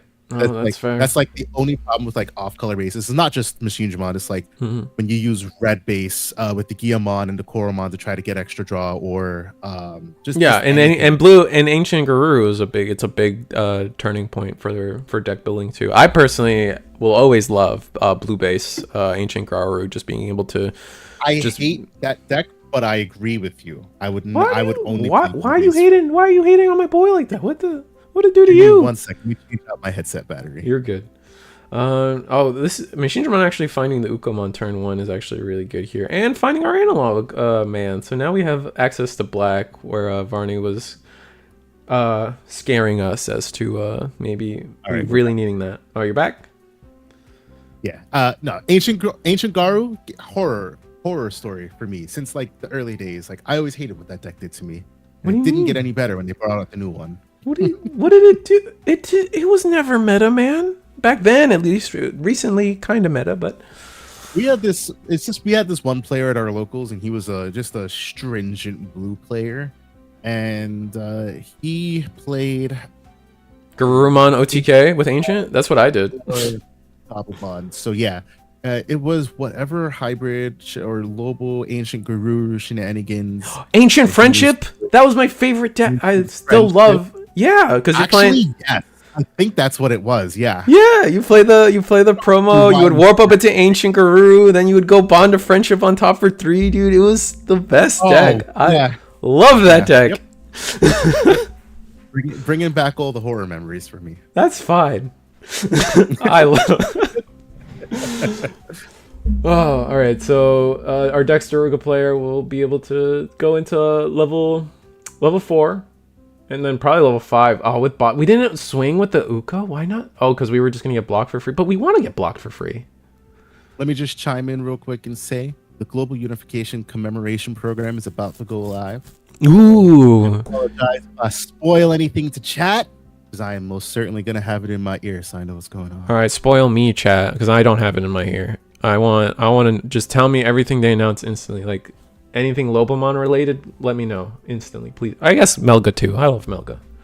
I'm a dog guy, and we're going to go into Hell Lugar. So this is a purple blaze even playing Hell Luga in this point. Is that common? I really like Elugar. Hell Lugar's an insane card. It's a trump sword. Like probably not in Dex, because I personally I prefer the combo of if I'm gonna play Dex, I'm playing Doro Gray, Dex Doro Gray, and Megadramon. But it's still just like if you're gonna play the Lucemon engine, like why not? It feeds right into it. I love that card. It's such I know. Hell Lugar is honestly what makes the deck fun sometimes. That's still why I love the BT14 original Lucemon way more than the level 7. Thank you. Yes, I was actually talking to Dan the other day. I was like, I think I want to rebuild like original Fenry, like. I bodies out on foot and try to do some shenanigans. You just got to play the game, man. Like way more often. Like you just played the game with that version of Lucemon, whereas like just trying to high roll to level 7 just isn't satisfying. I hate that.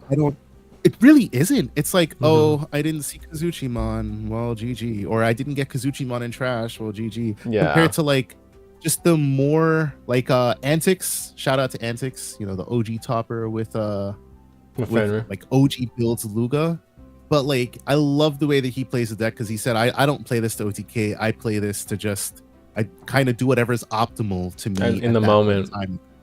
Oh, I loved it. Oh, there was so much ways to play that deck. No, I completely agree. And shout out to Antics. I got to meet him at DigiFest or whatever. Maybe I got him on the list. Like these Thursdays have been pretty fun because like this is me and Varney's first time talking to each other. Just getting to meet people through essentially collabing, I guess. But this is fun. I got to get him on the list. He's definitely on the list of people to get on here, and everyone can meet him. Spoiler for future content that DGU has planned. So we did a Jeopardy between all the boys at DGU. Okay. And a lot of content creators were like, "Ooh, I'd love to do this." So our next Jeopardy is supposed to be starring Antics. And I think it's supposed to be either Donkey Nog or Taste of Victory. I believe it's Taste of Victory. Taste of Victory's coming back. Are you gonna have him on webcam? Can we finally get a face reveal? Well, we shall see. Remember, don't take my word for that because I feel like I'm getting my content creators mixed up because I don't know their real name in relation to their screen name. Oh no, I'm horrible with that too. I call everybody by their screen name. That's it. Right. It's over, bro. I mean, it works out for me and you because we have the simple tags, like just 2 syllables and 2 letters at that. Fun. Exactly. No, we thought ahead when we chose our screen names. Other people, like, you got, like, Digipanda, the Eggman. Antics is pretty good. Taste the Victory. What are you going to call him? Tasty Steve or something? Like, you can't. What's up? What's up, Taste the Victory? No, I'm hating. That's no mean. No, I love that guy. I met him. He's cool. I what I'm saying is a little true. Or battle ready. I try to be friends with everyone, so I can hate a little bit, I guess. Right. Commemoration is kicking off. What you got for us today, Bandai? So Machinedramon was able to actually do a Machinedramon play, but it just got immediately. Well, they got Peach evolved. Yeah.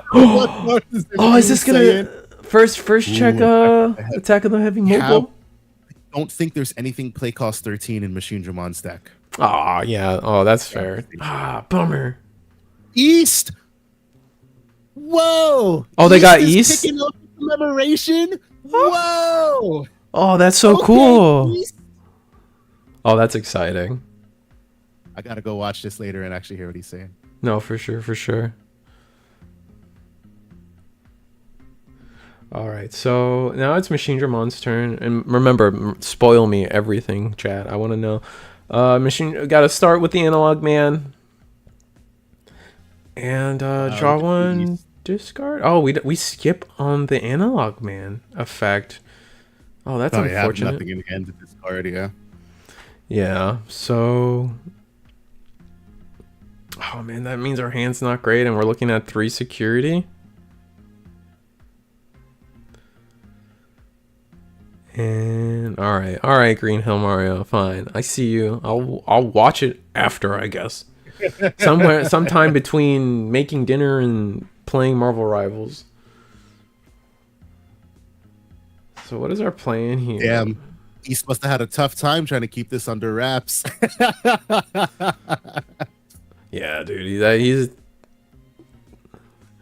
looks like we're going to attack security with the Greymon. Oh, we have the Digivolve. Oh, and we're going to trade. Oh, that's sick.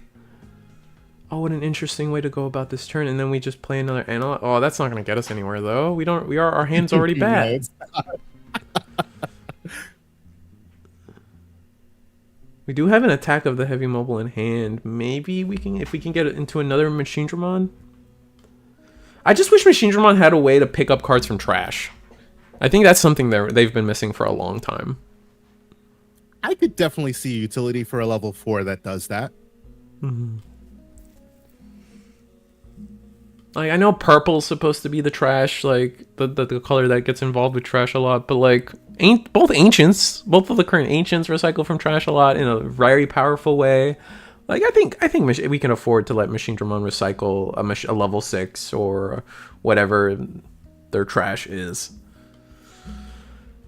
Go with our Gabumon, promote first Analog Man, discard, draw. Got the 3v3 Metal Greymon. And then, where do we go from here? We're gonna do Chimeramon. Oh, because so this was what I was talking about. This new Chimeramon actually kind of lets you do what I was talking about. It lets you recycle essentially Greymons or Machinedramons from trash. This Chimeramon's gonna let you delete itself. You have to I think you have to delete the rookie, and then you have to delete itself, then delete it. It gets really complicated, and I'm gonna have to read it myself to figure it out. But like, there is a proper sequence, and it's very easy to mess up. I think by deleting one of your other Digimon, you play the Machinedramon from trash, and then on deletion, this one would let you DNA into the Millie. I think that's what it's supposed to do. I could be wrong. Something like that, and then you can trigger the Demi Mirror off of the Gabu. That's the big thing, is you cannot trigger that Demi Mirror until pretty much way after most of the stuff you want to do. But let me get was it Chimera? Chim. Oh, it's Chimera with a K because they hate me. All right, so we got 7 set releases for next year. Ooh. Planned out to BT24 and EX11. Ooh, EX11. Man, that's crazy that we're that far. I know, right? Bro, this is 35 sets we're about to be in. That's crazy.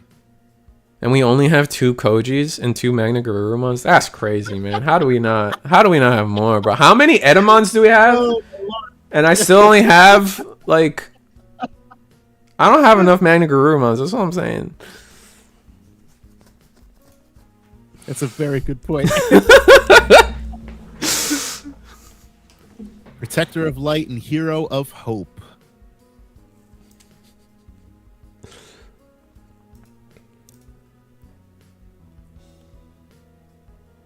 Interesting. All right, so we were able to establish our Machinedramon, and then could we not keep turn with all the memory gain? I guess maybe we passed turn. But we're going to go into Dexteruga. But our Machinedramon situation isn't great. Huh. Oh, this is interesting. If we redirect, does that mean we block? Why are the tamers all oh, we're gonna tap both tamers. Oh, we're gonna trigger both tamers off the effect to but the D-Digivolve. Oh no, man! God dang it! Goddamn D-Digivolve! No, man. This is what I mean. This is why I didn't like playing against Black or Gray as Examon. Every time they're just like D-Digivolve, I'm like, yeah, sure, okay. Oh, so sad. That's all I can say. That's so unfortunate. And we tried to tap all our tamers to get around the other Dexterugamon, but we just said, nah. Oh, that's so painful, man. We didn't need to see that. Alright, it's Machinedramon's turn again. And I know we have Attack of the Heavy Mobile here, but we don't have Analog Man to really help us with anything now. What do the convergence? Ooh, Digimon app monsters. I never got down with Appmon. I know there's a huge following for it, but maybe it's a hot take, but I was like, whatever. They have a new keyword called link. Oh, interesting. Is this Yu-Gi-Oh? Is this where we turn into Yu-Gi-Oh?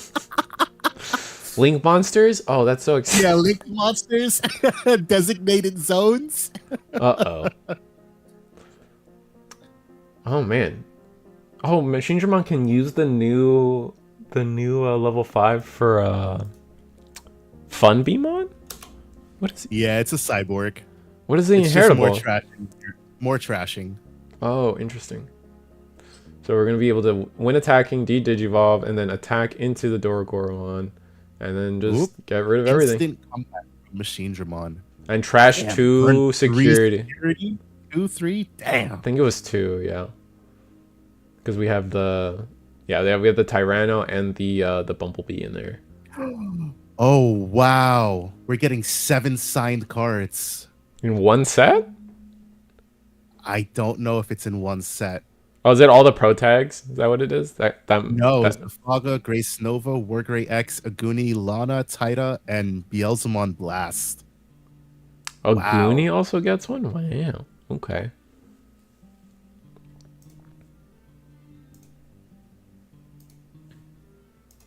Is this in one set? Oh, I think it is in one set. That's crazy. That's a lot. I guess they must all be. That's for World Convergence. Ooh, damn! I got a case of that. That's an awkward lineup for World Convergence. Like a Goonie? What? Like you would think it'd be one each of the pro tags, right? What? You would think, but I forgot they were going to release these new art cards that we voted on at Digimon Con. Oh, right.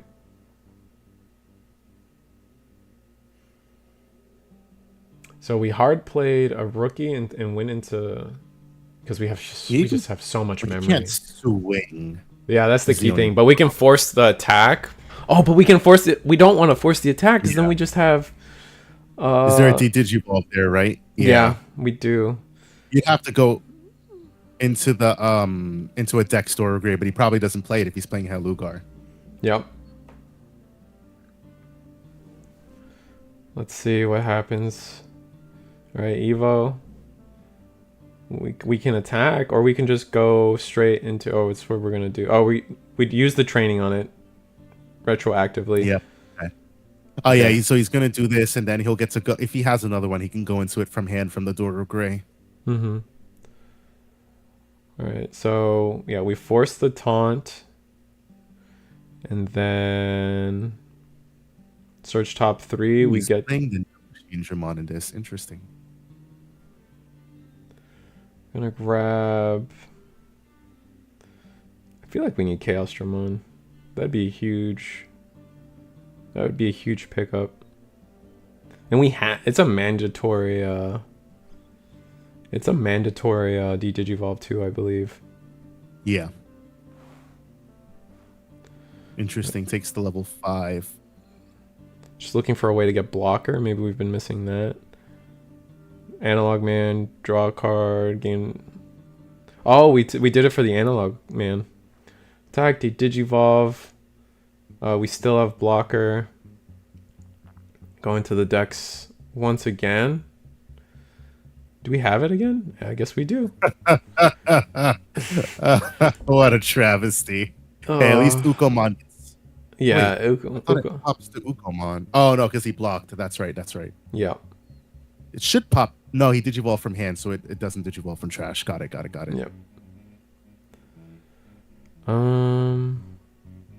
Alright, Gabumon in the back. We just do it again? Oh, we're gonna attack to see if we can bait out a block?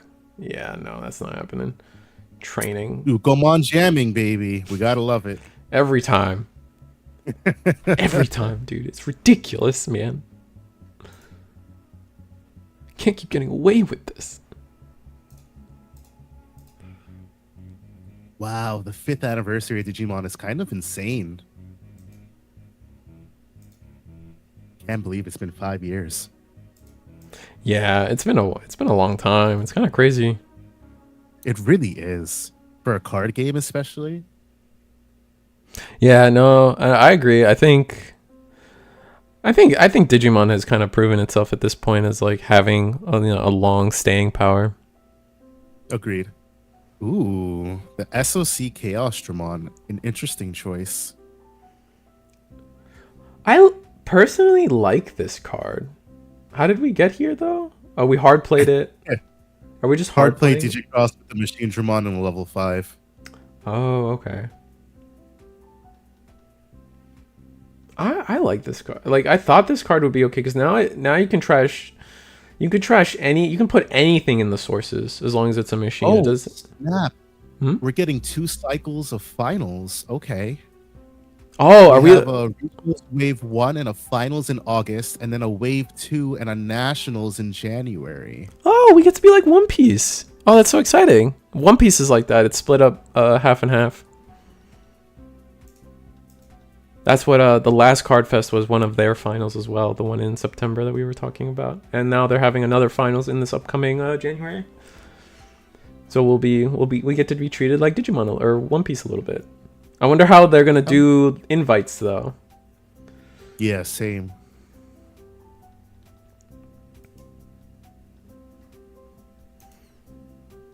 Also like to welcome everybody coming back after watching the stream. I'm surprised this match has gone on for as long as it has, because it feels like the pendulum keeps swinging back and forth.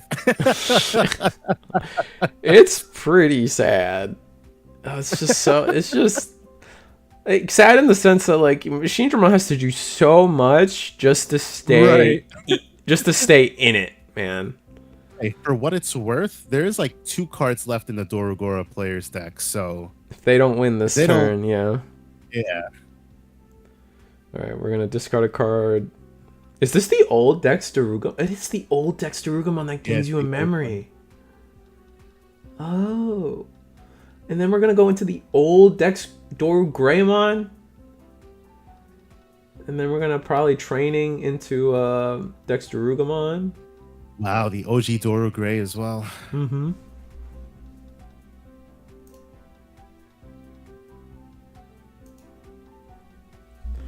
Man, people are really salty about Atmon. Salty? In what way? Yeah. everybody's like, hey, I'm reading this stream chat, and they're like, "Oh my goodness, I can't believe we got Appmon before we got all these other Digimon." Yeah, I don't disagree. Do I disagree with that? I mean, I more mean like, I'm not. I don't. Wait. Oh, we're trying to go for game. We should be able to go for game pretty easily. Yeah, because yeah, we're gonna alliance really big. True. Attack, and then both will restand. Yep, off this attack, he has to block. Yep. And then that's he gets one more redirect, and then that's game. Yeah. Mm-hmm. We redirect. I think we are bigger, depending. Does he have innate blocker?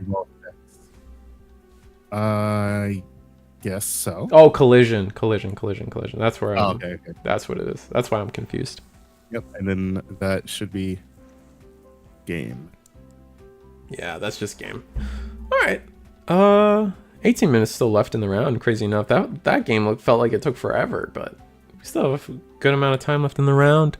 Yeah, let's just. I'm gonna go to the break screen, and then we'll be back. Try to find another game. Enjoy the Convergence stream while I figure my life out. BRB.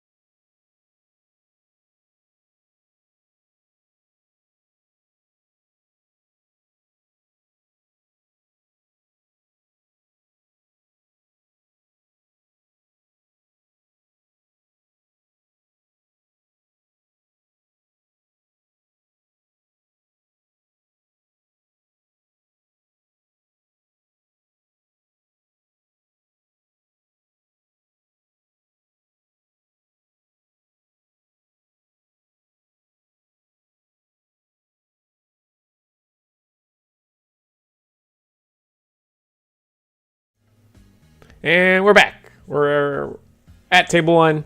We got Greymon again. Guy's been doing pretty well. Not at table 1, but now we got Dextermon again at the on the other side of the street. Dextermon really kind of overperforming here today. Is that a Gallantmon in my Greymon? Yeah, why not? You're red. There's no black level 7. I mean, I guess there is. You can run. You can run Susan and everything.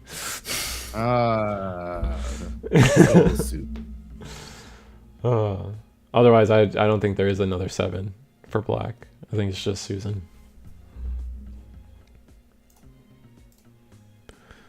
But I hope you guys enjoyed the World Convergence stream that they had. It was really cool to see East be able to do that. It's not common for content creators to get like work their way into the corporate side of things, but it's really Right. I know East has a lot of background doing that kind of stuff though, especially with like things like Shadowverse. I mean, he even wasn't him in Different Fight the ones that got to commentate the they got to work with to do was it the 10K challenge off or something. I forget what was it. No clue. But I know Different Fight's an ambassador for Shadowverse. Yeah. Oh, He's- what is it? I know Different Fight just does a lot. Yeah, I'm sure. I think he's like working with them on Card Fight now, at least from what I can remember. So East is basically our Digimon Different Fight. Interesting. I don't know my East, or I don't know my Different Fight lore. I just know yeah, that's just the Shadowverse stuff and then he's really into Vanguard. Dextermon here has a really wide board into Greymon's kind of nothing board, and but 5 security across the street is kind of makes this turn probably easy if we can just play a rookie, honestly. Ludion said he got X4'd 3 times in one turn, took all his security, but was 1 memory away from winning. I.e., we're so lucky. what's really cracked in Cross Hearts isn't X4, but those goddamn memory gaining cards. Yeah, the fact that it like the fact that it perfect, what's it called, it like I like to call it perfect saves itself, so you could just keep looping it as long as you have it. It's a little too good. We're gonna attack. Looks like, yeah, we are trying to align. Oh, we're just gonna go Gazi. Gazi will get deleted, and then Dorgora, and then Dorgora goes for game. I think that's probably it. I didn't actually ask what game this was, but given the, I don't know. We'll see if they end up wrapping up to play a game 3 or not. I imagine that was game 2 at the very minimum. I see shuffling. So it looks like we're gonna get to enjoy a game 3 in the last 10 minutes of this round. For the record, we only have one more round left tonight. Our Thursdays are always capped out at 4 rounds, or to the first undefeated, which I believe. Oh, it looks like they are done. So never mind. But I don't know. We'll see. We'll stay here for a little bit. Let me see what the situation is like with the rounds. Yeah, it looks like they are done. So, yeah, we do have 2 undefeated, so we will be going to a round 4. But, yeah, the tournament will end there, I believe. Oh, no, we have 3 undefeateds. Ludion on Omni-DNA. I believe the Wargrade just lost, so we have the Dexteruga, and then IDBW. I believe they're also Dexteruga, so we got double Dexteruga, so we'll probably try to see whatever Ludion does, because I'm not a fan of watching mirrors, personally. Unless it's like I guess it's the absolute finals, and we should watch that, so we'll see how it goes. But that leaves us with only like 1 table unreported. No, we have only one table is unreported right now. So I imagine they'll wrap up pretty soon here, even under 10 minutes. So it's not worth kind of interrupting them. So we're just going to take a little extended break. I need to take a lap around my house, use the restroom, and so we'll just do the plug bit where I tell you guys that we do this every Monday and Tuesday and Thursday at the times given there. But yeah, no, I'm Reese the Squirrel. This is DigiGuard. This is tonight's. I'll switch it to the ban list screen while we are playing with a custom ban list. You got anything to say about anything? Some World Convergence stuff or anything, Barney? No, 7 signed cards are certainly insane for one set. They have to be putting it at like an SP rarity or something, right? Like to where like we'll probably see it. It's not gonna be as rare as like the Guillaumon, for example, or It's probably the rarest pulls. Like the Ghost Omni and Alpha are pretty rare, right? Yeah, I don't know. It depends because SP pulls just depend. Like, Or like one I really per. don't. I guess it depends. Like Generally speaking, they're one per case, but I know people have said that they've opened a case recently and pulled no SPs. So yeah, I think it's been varying a lot. Like it depends. It goes set by set. One of the sets was an SP per case. I think BT15 was an SP per case or something close to that. Maybe I'm crazy, but anyway, uh, this is our faces one more time. We are going on break. It's gonna be an extended break, and we'll see you guys in the finals for whatever ends up being there. Bye. I'm gonna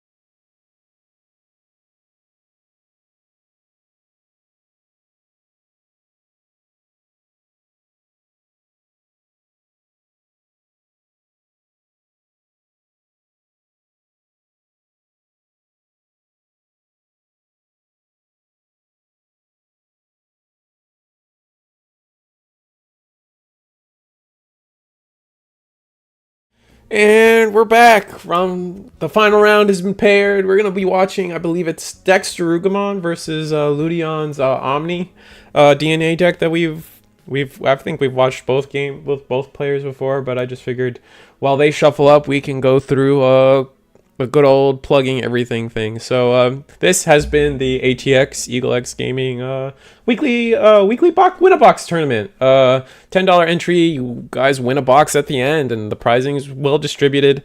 Mondays 7:30. Monday tends to be the more competitive day. Thursdays a little more fun. We have a custom ban list for today, for example, which we'll get to in a second. So join the Discord. It's on the screen. Links are in the description of YouTube. I should eventually do it on Twitch, but we're bad at Twitch, and so we don't do that yet. But I'm Reese the Squirrel. You guys know me. I've been here for a bit now, but this is I've gotten DigiGuard United for this week, which is very exciting. Barney, I'm glad to have you here. Nice to be here. I haven't commentated in like what feels like eons. Yeah, I've been. It's been really fun getting people to just something bad, because like at least for me, when I started my YouTube channel, I had one goal, and it was to commentate. So like now I'm giving people the chance to do it themselves. Like even if it's something small like this, it's still fun to interact with the community in a different way. So yeah. Oh, and the custom ban list today, in case everybody wants a reminder. This was our custom ban list today, voted on by the EagleX community, all done through Discord and I don't know, I'm sure they did a Survey Monkey or whatever, however they decided to do this, Google Doc, whatever. This is what we're decided on. All the copies of the cards at the top were put to 0, including all of the memory setting card, or all the memory gain cards, except for Hammerspark. Hammerspark's at 1. I find that very funny. And then we unlimited Greymon X and Cross 4. We saw a little bit of both decks, but they didn't make it to our finals. And speaking of our finals, they have gotten started. So Omni-DNA at the top versus purple base Dextermon. Cross 4 was at 4, or is. Yes. Well, unfortunately, it showed up to do nothing. Yeah, the few times we saw it, the one time we saw it on stream, it just didn't see its game plan. It didn't see Cross 4 ever, which was like, ugh. And they never really got their draw engine started. Yeah. Oh, what's up, Lord? So yeah, this was a custom ban list just for today. We had Cross 4 at 4, and I think only one person played it, so maybe if other people were playing it, we could see statistical variance at play. But now DNA versus Dexteruga. How do have you played both decks? How do you feel like this goes? Is this in DNA's favor or Dex's favor? Honestly, it can go either way. Both decks are built-in removal on their top end, and neither one is immune to the other. Omni is I think it's bottom deck, then a delete. We double check on that. Omni-Mon. We had 3 Cross players and 2 Greymon players, if I remember correct. So I was just wrong. All right, Cross had statistical variance against them all day today. That's unfortunate. Maybe Cross 4 can come back. Well, I actually don't want to say that yet, because all the BT19 stuff for Cross has some power to it that maybe Cross 4 would be a little too good at that point, but it's hard to tell. Yeah, Omni Ace is it's a bottom deck and then a delete. So automatically you already have the advantage because you're getting around deletion for decks. They don't have anything to protect, which is the big problem about purple base compared to black base. At least if it was black base, you'd have the Dormon protection for 1 turn. So when you push, you can go without worry of what's going to happen. But against purple base, you're at Omni's will. If they're going to bottom deck you, they're going to bottom deck you. And we're gonna promote, and we're gonna say promote and pass turn, because we did get the early Digimon Emperor, which is so actually incredibly painful for this deck. Absolutely, yeah. Because you play on the rookies the most of the time. You're just trying to get a little value and try to get the chip. That's essentially your draw engine. Digimon Emperor just completely turning that off is frustrating. Digimon Emperor is a nasty inclusion, because the question in terms of deck building choice is, what the hell matchup were you afraid of that you included a Digimon Emperor? Like, ain't nothing wrong with it. I'm just like, damn.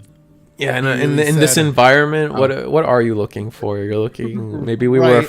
I mean, I guess a good one, not the best, but any Lord Knight / Levia variant really does like going up from rookie from raising. So essentially turning off their Dober X value could be pretty important there. That's the only thing that comes to mind generally. A lot of Ukamon's always going to be around now, right? You can always expect some Ukamon. Digimon Emperor is just a draw card mainly since they do a lot of popping. Second part is a bonus. Got it. That makes sense. And now we actually kind of plussed on the... I would say we plussed on the Omni-DNA side. We had a whole turn, and Dextermon didn't delete our Agumon, so... we have access to some plays now. We could potentially go into the Greymon, pop the Ukamon, and then... potentially pull off an entire Omni play if it's in hand.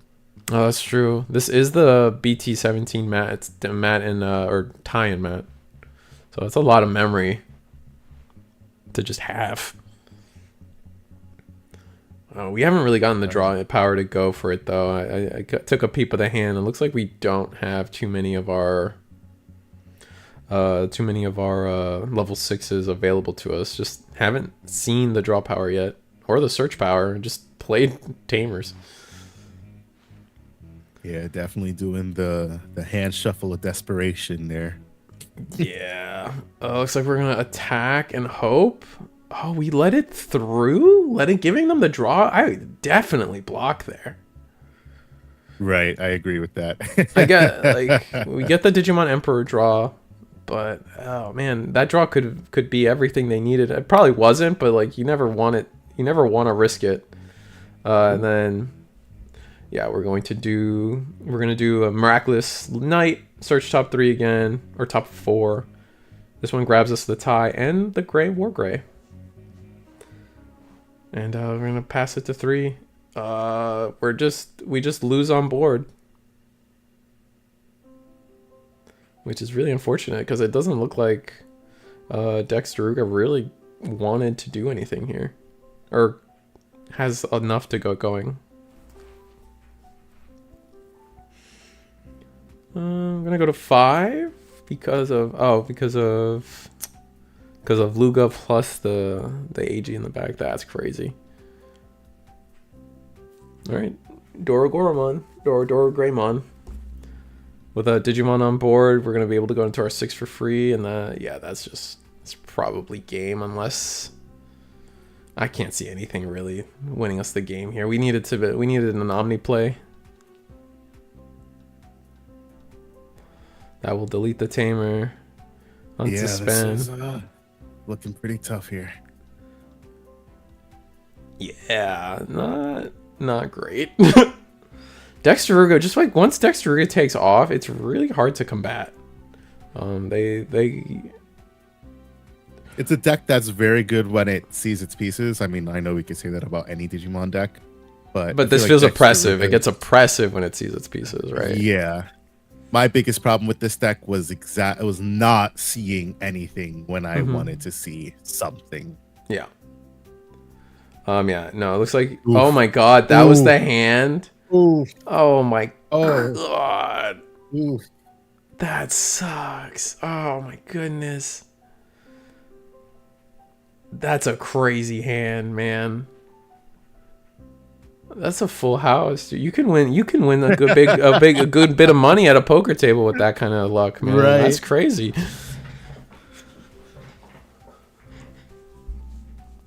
Oh, that's so funny. I love the judgment. See it. As the Omni player, you're probably inclined to go second, which is probably what I would do. Take the extra card draw. Hope you don't get hit with the Digimon Emperor this time. I mean, if you get hit with it either way, turn 1, like, there's nothing you can do about it, right? Yeah. So you're better off. I don't know. Are you better off going second? Does the 1 card really change what you're doing? For Omni, yeah, because they don't digivolve all that often. Right. So you need a couple search and maybe a draw if they're gonna digivolve into the Greymon, which they probably run maybe 6 because they're on the 4 secret, and maybe I don't even know. But I don't think there is. Is there even another Greymon you could run? I don't think so. Right. So like you'll digivolve if you're lucky to digivolve. So Hmm. every bit of cards matter. That's fair. I was just thinking maybe like the attack value is because you can go turn one rookie in the back and then play a searcher rookie, and that's like your best bet, and that's 2 checks going into turn 2 if they don't do anything. But Uko passed to 1. We did choose to go second. Draw looks. Hopefully we have rookie. Probably the wrong rookie. Often enough, it's Or the wrong one. probably Ooh, I okay. don't know. And then Ty and Kari.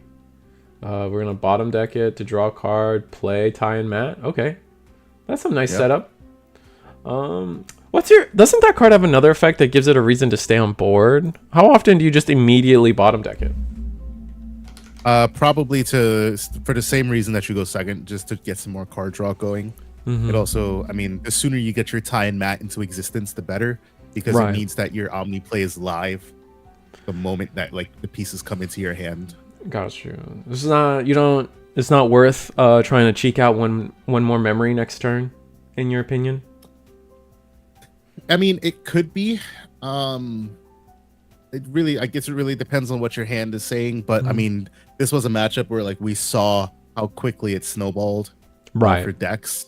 So the goal is, all right, Just get established right away. Yeah. All right. This Agumon, what is start of main phase? Gain a memory? No.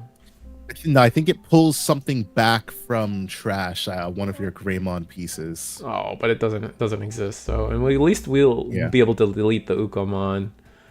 And no, Greymon goes in. We get the extra draw. So good. That Greymon is wildly good. I am impressed by it every time I see it. Honestly. Yeah. I mean, we even saw it early. Like, I'm sure all the two Greymon decks today were running it. Like, it just digivolves on Agumon for 2 and then does so much. Deletes a thing, has on deletion effects to recur, plays out our ties. Tie being very valuable in normal Greymon decks, even like. And then we're just gonna choke back at 1, go to 2. Dexteruga has right here, like. All the value is on the Omni side because they got Miraculous Knight set up. They got 2 of the Tamers. They got a Greymon that's gonna snowball if it gets deleted. Oh man! And now we really good value here. Oh, we're gonna go into this turn with 4 memory.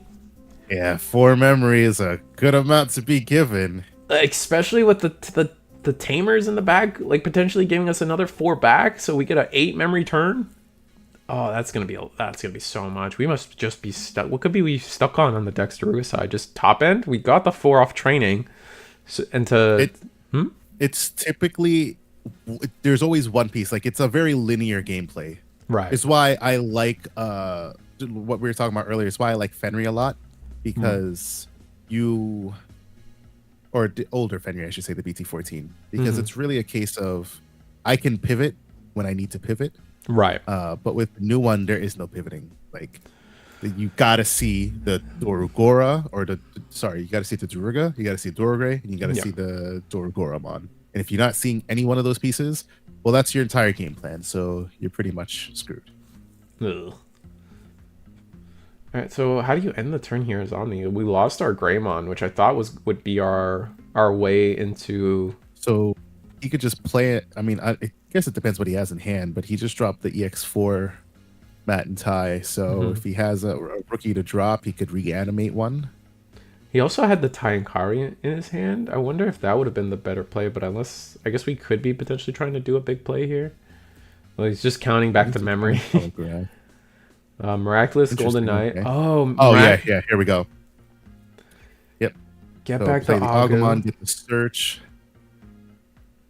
1. Yep, gain the memory. 1, 2, 3, 4. Damn, that's a travesty. Oh, that's so sad. I mean, that's fine. That means the top of our deck is gas. Like 100%. All right, so here comes Malga for 8, I think. I think it's 8, yeah. And then he's gonna warp, and then now we get to do some shenanigans. Pull back 4 memory. Oh my god, so much. And then do we just sit on this? Against just a Luga? Yeah. Yeah. Luga with only 2 memory and a training.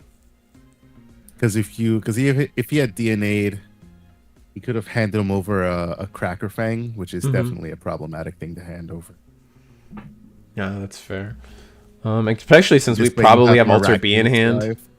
Yeah.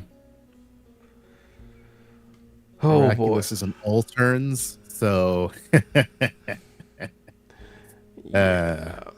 No, this is probably Omni's game for sure. Dexteruga, we forced the taunt. I think we did force the taunt, so I wonder who is going to be attacking. Who did we taunt? I guess we'll see here. Agumon, pick up the Greymon. Wargrey got, and then we're gonna block. We're going to Dexteruga. We're gonna delete a Tamer and delete. What exactly? Nah, just one. Oh, just a Tamer or Digimon. Suspended. Yeah. Oh, is it no Omni? Ooh, okay, interesting. How is it? Isn't it 13K? Also, no, I guess no Omni. Wargrey? No, it's 11. Oh, it's base 11 plus the one from Agu alternate, so it was 12. So the Daruga was bigger. Okay. No, that's not even the right Agu. That's the end of turn DNA. Oh, it was the end of turn DNA. Oh, I thought it was the searching one. Okay. Was it the searching? Oh no, you're right. You're right. It was the searching one, yeah, because that's the one that we got played off of the Miraculous. Yeah. Yep. But that does kind of read to me that potentially we don't have Omni in hand, which... Yeah, that's travesty. Gross. But Agumon could... I mean, it is what it is. I think that was still the best play to make. Alright, Digivolve for 2? 3. Interesting choice. Gain 2 memory back. It does evo for 2 on a Agumon, right? Yeah, I think he probably did that to try to telegraph some memory to pass turn at 1. Or actually passing turn at 1 doesn't matter because there's a code Cracker Fang. Oh, you can't trigger Miraculous off a battle. It's just effect. Ah, there you go. Okay, got it. Shout out Nikesh. What's up, thank Nikesh? you. So it does have weaknesses. How about that? Yeah, unlike Progenitor. Going to attack security. Man, every time I think about Imperial, I hate that card. Doesn't we have Agumon? Oh, Progenitor is one hell of a card. Yeah, that will get us. That will take the block, and then we delete, play. Such a stupid card. I'm sorry. I'm sorry. I have to say that. Progenitor? Why is Miraculous limited to outside of battle, and Progenitor is just by outside of your effects. Like why? Why? Why did Thank you, Bandai. Man, I keep trying to think through some of this. Like, why did we not play the Tainkari off of the inheritable Greymon? And then how did we get the hatch? The Greymon does let you hatch. Or it's play the tamer or hatch. My mistake. Okay, that was my confusion. I thought maybe you could order it, but insane from your hand without paying the cost or hatch in the breeding area. Okay, my mistake. There's the Omni. Unless he already has the Omni. You're gonna take Gray and okay, you just have the Omni then. Gain 1 memory back due to EX4 shenanigans. Love to hear Varney again. Nikesh, love to see you again. Congrats to wifey. Ooh, congrats. Gonna pass turn by playing Tainkari and drawing a card. Playing BT17 Tien Madigan. They go to 3. What does this do for us, though? Why not Evo into Greymon? Because now we have collision, right? So certainly. Oh, Blast DNA. Oh, I keep forgetting about Blast acing. That will bottom deck. It's out of here. Stack a gun. Now the problem is there's still a lot of shenanigans that can happen on this turn. Yeah, with 4 memory, just play Luga. There's a Lucemon, Mind Link, Crack Wisdom, Digivolve, Force Taunt. Oh boy, yeah, here it Yeah. comes. Travesty. Does the Omnimon have a win attacking? No, right? It does the trash and unsuspend, trash and security unsuspend. It does have raid, but none of that matters in the face of I get to Digivolve. And honestly, it actually because they get. Is it a mandatory? Let me see. But they could have Dex and trash as well. Oh man. Is it a mandatory unsuspend? I think it is a mandatory unsuspend. Yep, it is mandatory, so that's a travesty. Yeah. Well, he's looking for a Doro Gray. Question. I think we're just trying to figure out the cleanest way to end the turn. Make sure, check dollar boxes. 'Cause there's no way you don't go into Doro Gray. Or at least the level of, no, it has to be Doro Gray. Has to be Doro Gray. If it's not Doro Gray, easy GG Nori. Yeah, absolutely. Oh, No. oh. Is there This no Doro Gray? Yeah, this much thinking. Oh no, here it is. Okay. Maybe we were thinking, do we training now or the question not? is, does he have the level 6 in hand? That's the question. Yeah, you could. There's one in trash, ponder right? Training. Can you not digivolve from trash? No, this one doesn't. Oh, No, doesn't Doro Gray? I think Doro Gray only digivolves from hand. right. Okay. Doro Gray. Yeah, it only digivolves from hand. So that's the question: is there a Dorogora or a Dex Dorogora? Right. Forced to attack. Oh, Trash. there it is. There's none in hand. Oh wait. No, it's the trash. We're trashing for the War Greymon. Oh, we're gonna turn pass. Yeah. Digivolve. Turn pass. Travesty. Oh, I mean, it does. We're still attacking, right? But we didn't. It blocked. Right. Yeah. Yes, it blocked. So yep, that's gone. That's out of here. Overflow 5 and yeah. Now we're sitting at Lord 4. of Souls, right? Omni-Tech is so sad. Yeah. Now, what was really killer was that earlier turn where the War Gray and Melga was sitting on field and no Omni. Yeah. Yep. No travesty. I think that's where and he needed to have it right then and there and didn't. Can we get game from here? Because Omni, I mean, with the way Omni's set up, like we could be fine. Delete 3, 4. Yeah, he could get game. Ah, okay.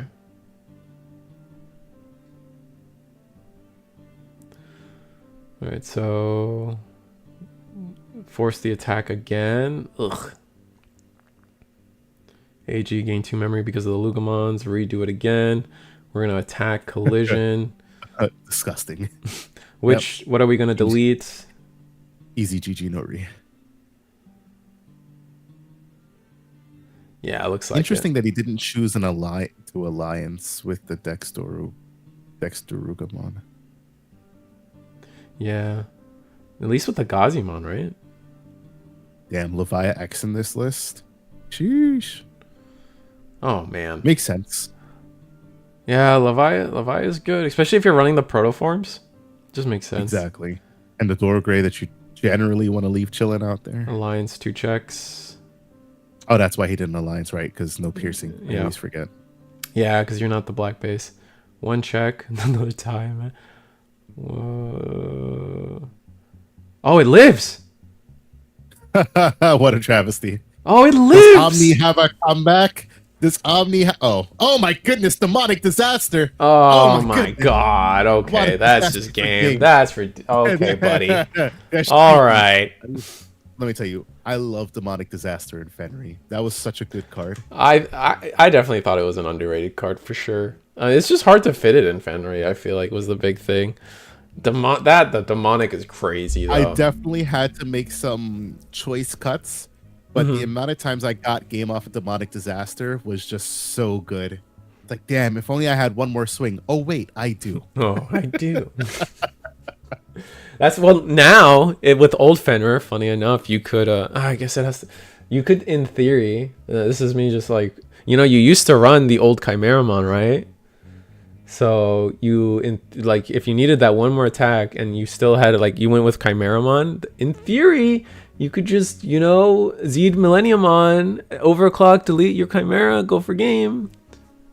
Just saying.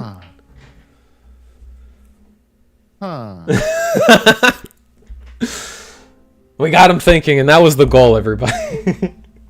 Well, wait, you don't even need to delete the Millenni because all it requires is composite. So all I need to do is play me some Raremon.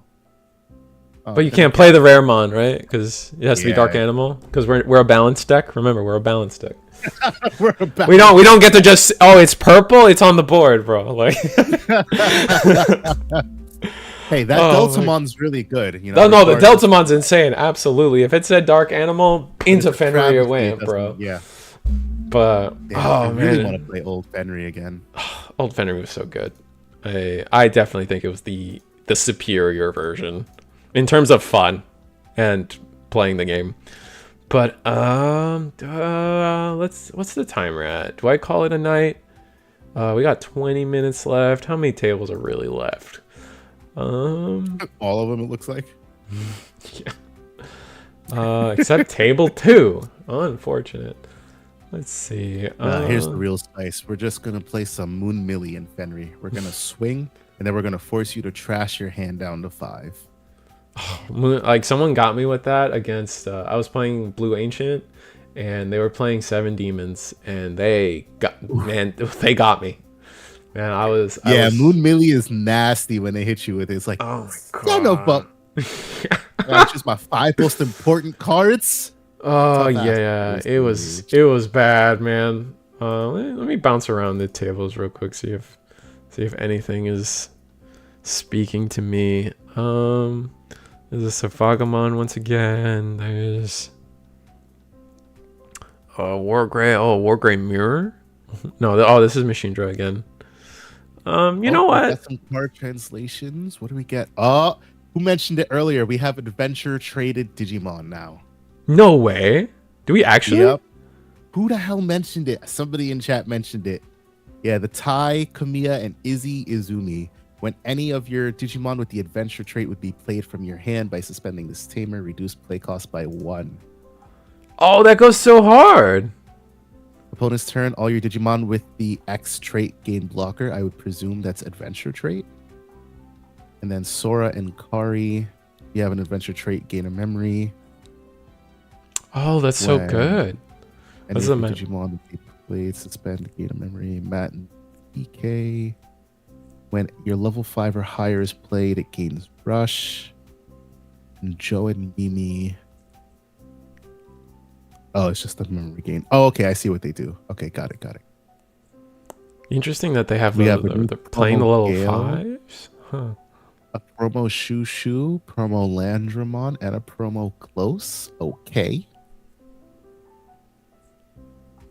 The tamers are interesting, but you have to do so much for these tamers. Reduce the play cost, reduce opponent's turn, all adventure trait Digimon game blocker. Man, that's intense. They're really interesting tamers. Oh man, I can't wait for like a frontier trait now. That'd be so sick. Right? Oh, these are all promos too. Are these reprints of the Shushumon and no, and the Galeman? No, that's what I'm wondering, but I feel like they're new. No, they are new because they're P16. I think they messed up the numbers, but yeah. But the Galeman here somewhere. The Galeman, the effects don't look the same. So yeah, I'm pretty sure those are new. Oh, interesting. Anyway, close for the deck. The whole mineral deck sounds interesting. It's just I hate when they come out with a new mechanic and then it's like, oh, by the way, blue counters it for free. Yeah, oh my. I upset him, everyone. I'm sorry. I didn't mean it. His camera's already broken. And now I think my camera over here. Oh, unfortunate. Okay, no big deal. I was just making fun. You know what? I'm tired. I think I'm gonna call it there. That was a fun finals, everybody. I hope you guys really enjoyed everything, all the custom ban list. Maybe we'll see what Eagle's got cooking next week on Thursday, and always Monday with Eagle. Mondays with Eagle. That's funny. Mondays with Eagle will be another competitive tournament, so come see that. Check out Varney and Digiguard United when their podcast gets back up and running in a month or two. Yeah. Digipod, digital podcast. The digital podcast. Maybe they'll finally like talk with Digital Gate about some copyright issues they've been having. But Gundam, you're excited for Gundam, right? I know that's what you're hiding back there. You can't see it. Yes, but check out Varney and his stuff for if Gundam ever passes, or when Gundam passes, I should say. And you're going to Nats, you said? Ooh, look at the little. I will be going to Nats, yes. All right, so he'll be at Nats. I'll be at Nats. It's honestly, I would have a hard time not being at Nats, considering it's 15 minutes away from me. So, where it's winding up to start expecting to see your content creators there and saying hi. And I'll bring a pen, I guess, Absolutely. To draw acorns on people. Yeah, this was the EAGLEATX every Monday, every Thursday. This is DigiGuard. I'm Risu. Good night, everybody. I'm just gonna call it there.